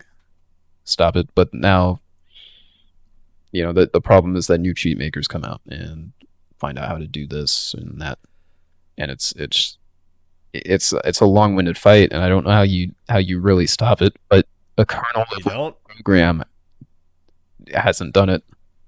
Yeah. No, you really can't. You cannot fully stop cheaters. There's always going to be someone hacking, someone cheating. It is what it is. You can report them as much as you like, but just either they'll literally pop up on another account, or they'll just somebody else will do it. The main Take argument, their work and do it more. one of the main arguments right now is, well, if that's the case, then stop making games free to play, especially these live service games. But then you see how well they do in terms of retention and marketing, where they're raking in the bucks because the game is free and you release a little cosmetic here and your character looks so different from the other guy. Oh yeah, Fortnite. But the game would not be as popular if it was not free to play. And that's another weird thing, ain't it? It's like, we know, but do we know like how well this game would have done if this was like a $60 AAA Epic Games title that included the PvE with some battle royale mode nobody gives a shit about. But because it was free, it blew up bigger than the stratosphere. Yeah, well, let me explain it like this. Because it's free, any tiny baby can go ahead and ask their parents for like their birthday, or just generally ask them like, hey mom, can you buy a battle pass for me on Fortnite, Epic Fortnite battle pass, mom, please? That's another strange thing. As opposed to mom, can you buy me Fortnite? How do you explain that to your parents? Like, hey, mummy dearest, can you buy me this battle pass? Oh, well, there's this game I play, and it keeps me invested into the game, mummy. It's my favorite game in the world. But did you ever have to ask your parents when you were younger, like if you could get something off of Amazon? Me? Yeah. I'm an old man. When you were younger. I had never heard of Amazon until like 2018. Okay, well, like, because I didn't have, a debit or a credit card when I was a teenager. I had to ask my mom or my dad, hey, I wanted this. I have the money for it, but could you please buy it for me online? And, like, I'd say 7 times out of 10, they'd be like, is this safe? Is this all right? Like, I remember that. It's eBay. It's Amazon. It's fine. I thought you were gonna mention, just like going to the store. Like, did you ever have to go to the store and you saw a game that you wanted? No. To ask? No. Well, because that makes sense. It's like, Mom, can I get this toy? It's a toy. Hey, Dad, can I get this? Can I get this hat off of eBay? This happened. I still own this hat. It's an aviator's cap. Well, my dad used to be so down with eBay because he used to buy and sell storage units, and a lot of the cooler like stuff that he would get. This was like a side thing he was doing while he was so actively training, but he would buy and sell storage units, and I remember he would like take a trip up to Chicago. And he would come back, and he would tell me about all these cool things that he got, and then he would like show me some of the cool stuff that he had in the truck. And I was like, "Oh, look at this thing! This is pretty cool. Oh, what are you gonna do with that? Oh, I was thinking about keeping it, or, I'm gonna sell it on eBay." And I was like, "What the hell's eBay?" And then he would show me. Obviously, I didn't say that to my dad, but what's eBay? Dad, what the fuck is eBay? He would show me. It's like, yeah, so all these people right now are about to bid on this because. I want to see it, but it's kind of strange though. You bring that up, and I mean, I wonder how it's gonna be when we're of that age. It's like what's gonna be the thing there? It's like is this safe? It's like I never had to do this as a kid. if it's from fucking Epic Games and my kid asks me, hey, can I get this off of Epic Games?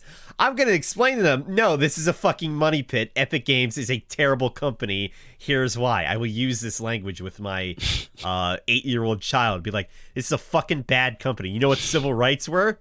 Yeah, they said that because Apple wasn't letting them make money off of their platform. It was their court case was equivalent to the civil rights in that it wasn't fair and this law needed to be changed. You understand, 8-year-old? My sister has 2 kids, so it's like she hears it, and for the longest time she was like, no, we're not, I'm not letting them get anything like that, because I had mentioned that oh they're playing Fortnite, well, just so you know, that's a money pit. And she was like, yeah, believe me, no, we're aware. So we try to, limit what they play. And even then, that we won't just, put in our card information into the thing. They have to, ask us if they actually want something. And even then, it's like, eh. So it's like, I respect my sister for that. But yeah, both my nephews are into Fortnite. And they ask me, have you played Fortnite, Uncle Austin? My youngest nephew is really, really into it. He's I think Oh yeah, 4 or 5. a lot of kids love it. So a lot of their favorite Yeah. characters are introduced in that game, which is a very smart tactic that Epic does, but it's very insidious for the parent. Oh yeah. But he asked me, Uncle Austin, have you played Fortnite? And I'm like, yeah, I played it a couple times, but no, I don't really care for it. And it's like, I would love to just be like, I don't care for it because I fucking hate the company. And I don't think you should really be playing it either. They enjoy Pokemon, so I mean, that's not that's not even remotely as insidious as microtransactions. Pokemon doesn't even really have microtransactions. Okay, I thought you were talking about Go in particular. No, Okay. no, that's different. All right. Well, that's not even developed by No, it's Game Freak or whatever. no, it's Niantic. They're doing their fair share of it. I mean, it's a mobile game. You have to make your loot somewhere. It's fair. Yeah, reminder by the way that Game Freak is not technically, Nintendo or like the Yeah. Pokemon company. Yeah. Yeah. Reminder for you. I know. I remember that sometimes, and like, that's weird. You think it just would be the Pokemon company? This is not one sentence, by the way. That literally devolved into from cheating, from Epic doing that to how do we stop cheating to we can't to Fortnite to my nephew plays Fortnite. Next one. Another 30 minutes. I'm just gonna lump these two together because we don't really. Again, I don't want to cut this, and I mean it's It's okay. This won't be our longest podcast, so long as we keep it below 4 hours and 2 minutes. I'm not two-parting this. Okay. Yeah, don't. So I'm gonna lump these two together. I'm gonna keep this brief for Austin because I mean there's no. There's no substance for you really. You didn't play it. The Destiny news. Not news. My thoughts about the previous season to now that you It's have news yet to me. play, even though you have the goddamn expansion. I've been busy. It's even the new season. You know how much value that was? Get you one. Yeah, I did, you Droppod.com. What are you? Okay, when are you playing Monster Hunter World? You got one more day. It's on sale. I could buy it. You could, but will you? I could. I want to. I feel so late to the party. You're not even late. You're not late. Like That's the the biggest amount of cappage I have heard in a while. I wish I could explain it to you, as I recently listened to it on a Monster Hunter themed podcast. That, like, yes, the active updates for it have like stopped, like the content updates have stopped, but Let's see. this is the best time that you could get into it because all of the festivals and all like the rotational quests are available now. You don't have to wait for them like per festival. See what happened. It's all there. Sorry. I just wanted to share that I thought Beyond Light, the expansion to we'll talk more about Monster Hunter after the show. I got it. I thought Beyond Light was not rushed. I understand that they had, COVID to attend to, even though I find it to be a cop out in most cases. I feel like it's a cop out for just saying we rushed this idea. We need more time. And a lot of I'm not trying to discredit anybody, but I know, at least from my general experience, especially with something like Cyberpunk, how much of a train wreck that was. They knew that a game wasn't going to run well on a certain platform, and throughout all that time, they didn't fix it, or didn't attempt to fix it before even the day one release still didn't have it working right. So it was crazy. I think that Beyond Light,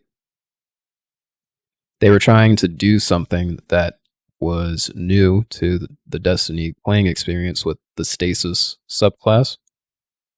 It overperformed, though, in all avenues, and I think it's still kind of overperforming right now. They kind of made it a little bit bearable inside of PvP, but that's not saying much when people can freeze you. It's just a hard lockdown tool, Stasis being just a frozen type of subclass. It's different to anything that we've seen in the game since Taken King, which I did not play. This was Destiny 1, back when it was just a console-only type of experience. I think that the gameplay loop was fine. I don't think cutting everything that made Destiny 2 from year 1 to year 3, I don't think that was the right move. Especially for newer players that are getting into the game, or even veteran players that are coming back to the game that want to kind of experience the game, or experience what they might have missed out on since year 2 to year 3 to year 4 of what we have now. The Destiny content vaults, as they're calling it, where they vault these experiences that we've had. They say that they can bring it back better than we've had it now. The whole thought process was that we need to cut down the size of the game. It can cause all of these bugs that we're seeing, can dramatically shorten them. But we're finding even now that we're having the same problems now, even with the next season. Warlocks not having an intended buff, or a rocket launcher that was supposed to be really good for this current meta. It's not good at all and didn't receive the intended buff. Things just not working right. We're still finding that even with a smaller game size, we're still finding a bunch of bugs. So I just think that the previous season and Beyond Light, Season of the Hunt, Beyond Light launch, I liked the initial content. I liked the story to the expansion. I thought that set up the darkness pretty well. Now that we can see it, like what's tangible to us as the darkness, this foreboding thing that we've had since Destiny 1 that nobody knew what it was about, even Bungie. They were just drawing rough sketches at the time, literally. By the end of Destiny 1, they still didn't know what the hell the darkness would even look like, aside from these pyramid ships, and everybody was talking about that. Like, these things are going to kick ass. Now we finally have them. So I think that was a really good staging of it. I think Stasis is still overtuned, and I don't think Stasis thematically fits with the Destiny experience and how the gunplay fits. I think a lot of players are too dependent on the abilities that they have in the game rather than just how smooth the gunplay and the movements of the game is. And I think you slowed that down to a pretty marginal degree by just having this stasis ability. And I was gonna make a rant type of video talking about some things I've been seeing on Twitch in terms of, is the stasis subclass pay to win? And I don't think so.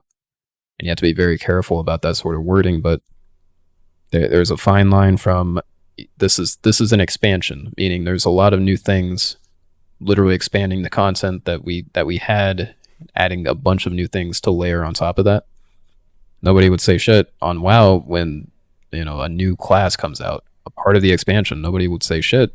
I'm able to play this Yeah, class. That's what it yeah. is. It's like, is it complementary to what you already have, or is it like, oh no, this is the best thing, but you got to pay for it? It's and that's It's that like you should not be playing anything else other than the new thing. and that's what I wanted to bring up. It's not like they brought out a weapon and you had to pay for the weapon. Now that would be pay to win. This weapon was ultra elite in terms of the meta. It's good in all avenues of the game, from PvE to PvP and even PvP, which is Gambit. Hmm. Um, it's good in every avenue. This weapon cannot be beat. And the best part, this will not get vaulted at any point. So you can use it forever. And I don't think Bungie's going to do anything because this is a money-making weapon here. Right. So if you want to succeed, you get this weapon and that's all. It's not like that. This is expansion content. Can't call the campaign pay to win. It's like it came with the expansion. What do you want me to do? And on top of that, you have to play the campaign in order to unlock stasis because it introduces you to the darkness as a weapon. Campaign's pay to win. Oh, there you go. Game was rigged from the start. The So long current as you paid $20 for it. I think the current season of The Chosen, is really well written so far, and I like what they're doing. Especially with the way that they have changed the quest. It's a lot easier for a new player to just kind of look at the quest and know what the hell they're looking at. They finally added the ability to look at the quest steps and at a broader range, actually read a synopsis of the quest. Like, why do I even give tenth of a fuck about this? That's huge. They've actually added and continue to add on to the way that a new light player, meaning a new player in general, can experience the game. There's now a tutorial world for them, their own little special hub world that they can go to and kind of learn the mechanics of the game instead of just having a veteran player chauffeur them, or taxi as we call it. Taxi a player, a newer player with and that this veteran player has some good gear, man. So they're just blasting through the content for the newer guy, and it's hard to try to handhold the newer guy. Right. And it's like this tutorial world kind of made it a little bit better. We've had it since Beyond Light launch, but they've really improved it from what it was prior to Beyond Light's release, which is very good. I think that this season is going to do very well. And it's got me playing it a lot more. There's so much newer stuff to grind for, especially since a lot of my weapons are now sunset. Can't use them anymore, or at least not for end game activity. And the new kind of horde mode light activity that we have is really fun to grind, because there's just so many enemies that shoot at you and you're running at them, and it feels like a mission almost. That's good. It's a fun one. More on the season as time goes on. I have a video coming out talking about what I think some of the better weapons are, and at least the weapons that I'm hunting down. And that's that. Well, where would they be able to find this video when you release it?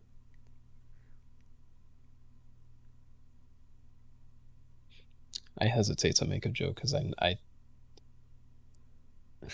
but the problem is, Mal, how the hell would they be watching this otherwise? Spotify, Oh, SoundCloud. right. All right. Well, if you want I'm to, thinking ahead. if you want a video version of this podcast, please go to youtube.com/c/helljumpers because I got the URL now.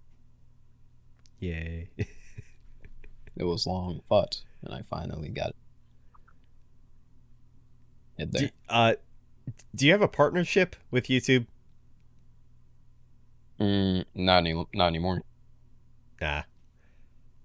Yeah, I didn't know that inactivity was a thing, and I've lost my partnership. Yeah, same. So Same. that's fucked. That is so fucked.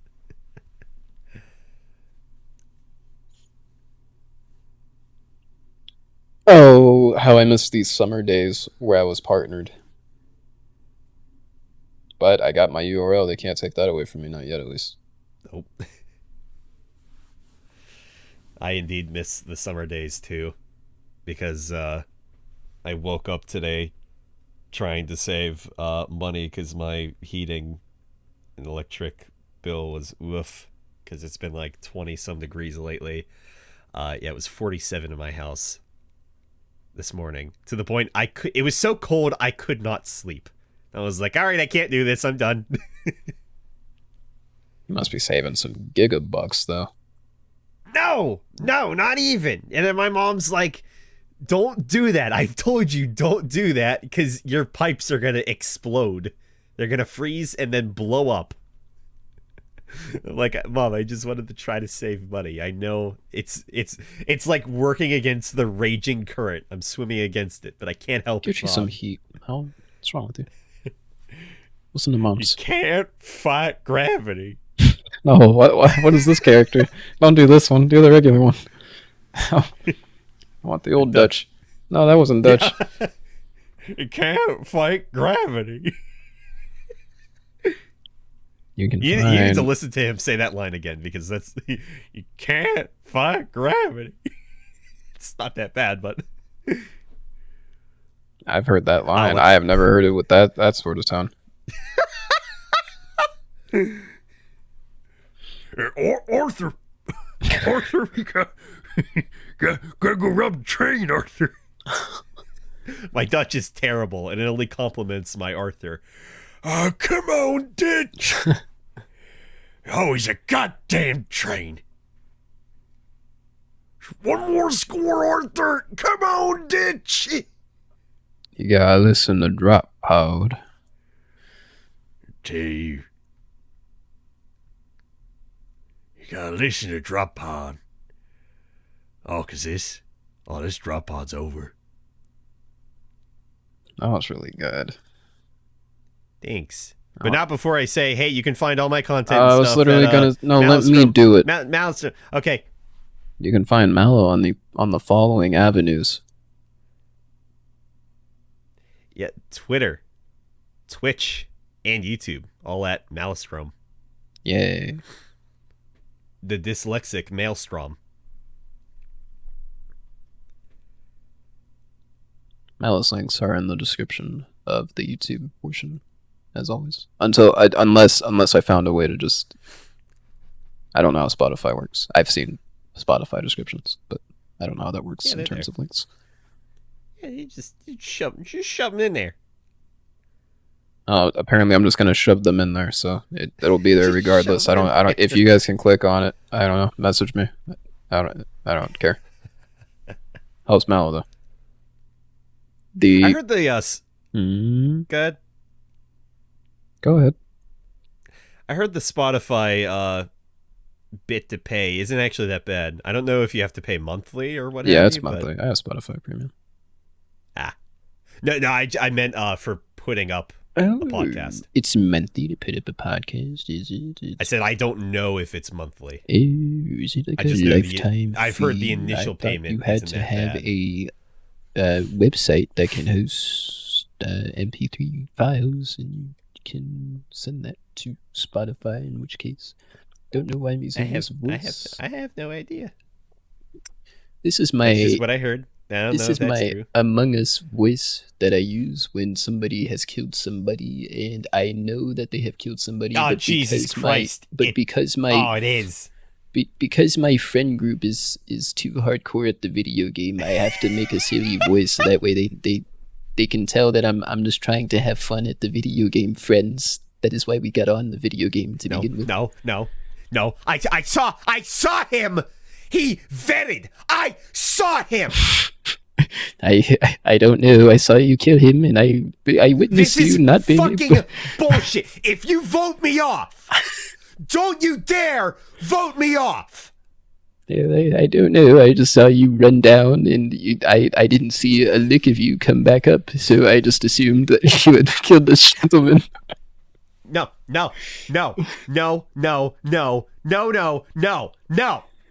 He's lying. He's lying, bitch. Oh, Black Lung's lying. Oh, come on, Ditch. All these years. I gave you all I had, and that still wasn't enough.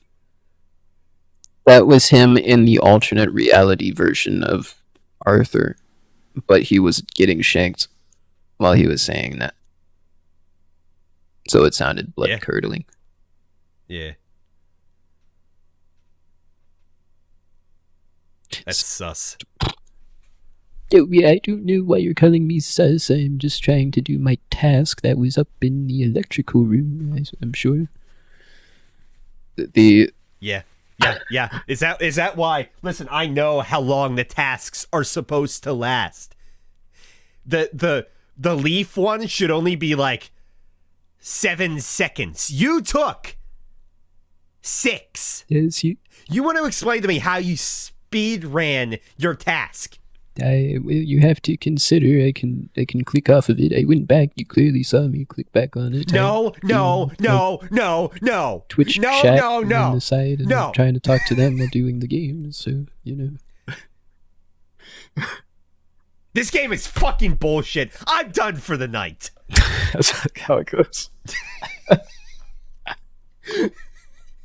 Y'all so serious when you play Among Us. My God. It's only Reigns, and Reigns knows this is true. Shout out to Reigns, so. I remember Reigns. I mean, I couldn't remember. I couldn't remember who in specific was really. Or no, wait, it was Michael too. In a way, but then Michael was like the first one to go, damn, you guys are so serious about this game. Well, it's like, yeah. And then he got serious.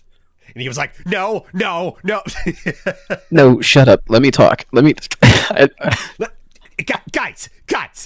Guys. This whole situation's fucking sus. I can't do this. If you guys aren't gonna, like, respect me and, like, actually have fun with this, I'm not gonna do this. Our friend group is fun. Stay safe, everyone. Good night. Bye-bye. And goodbye. Good night.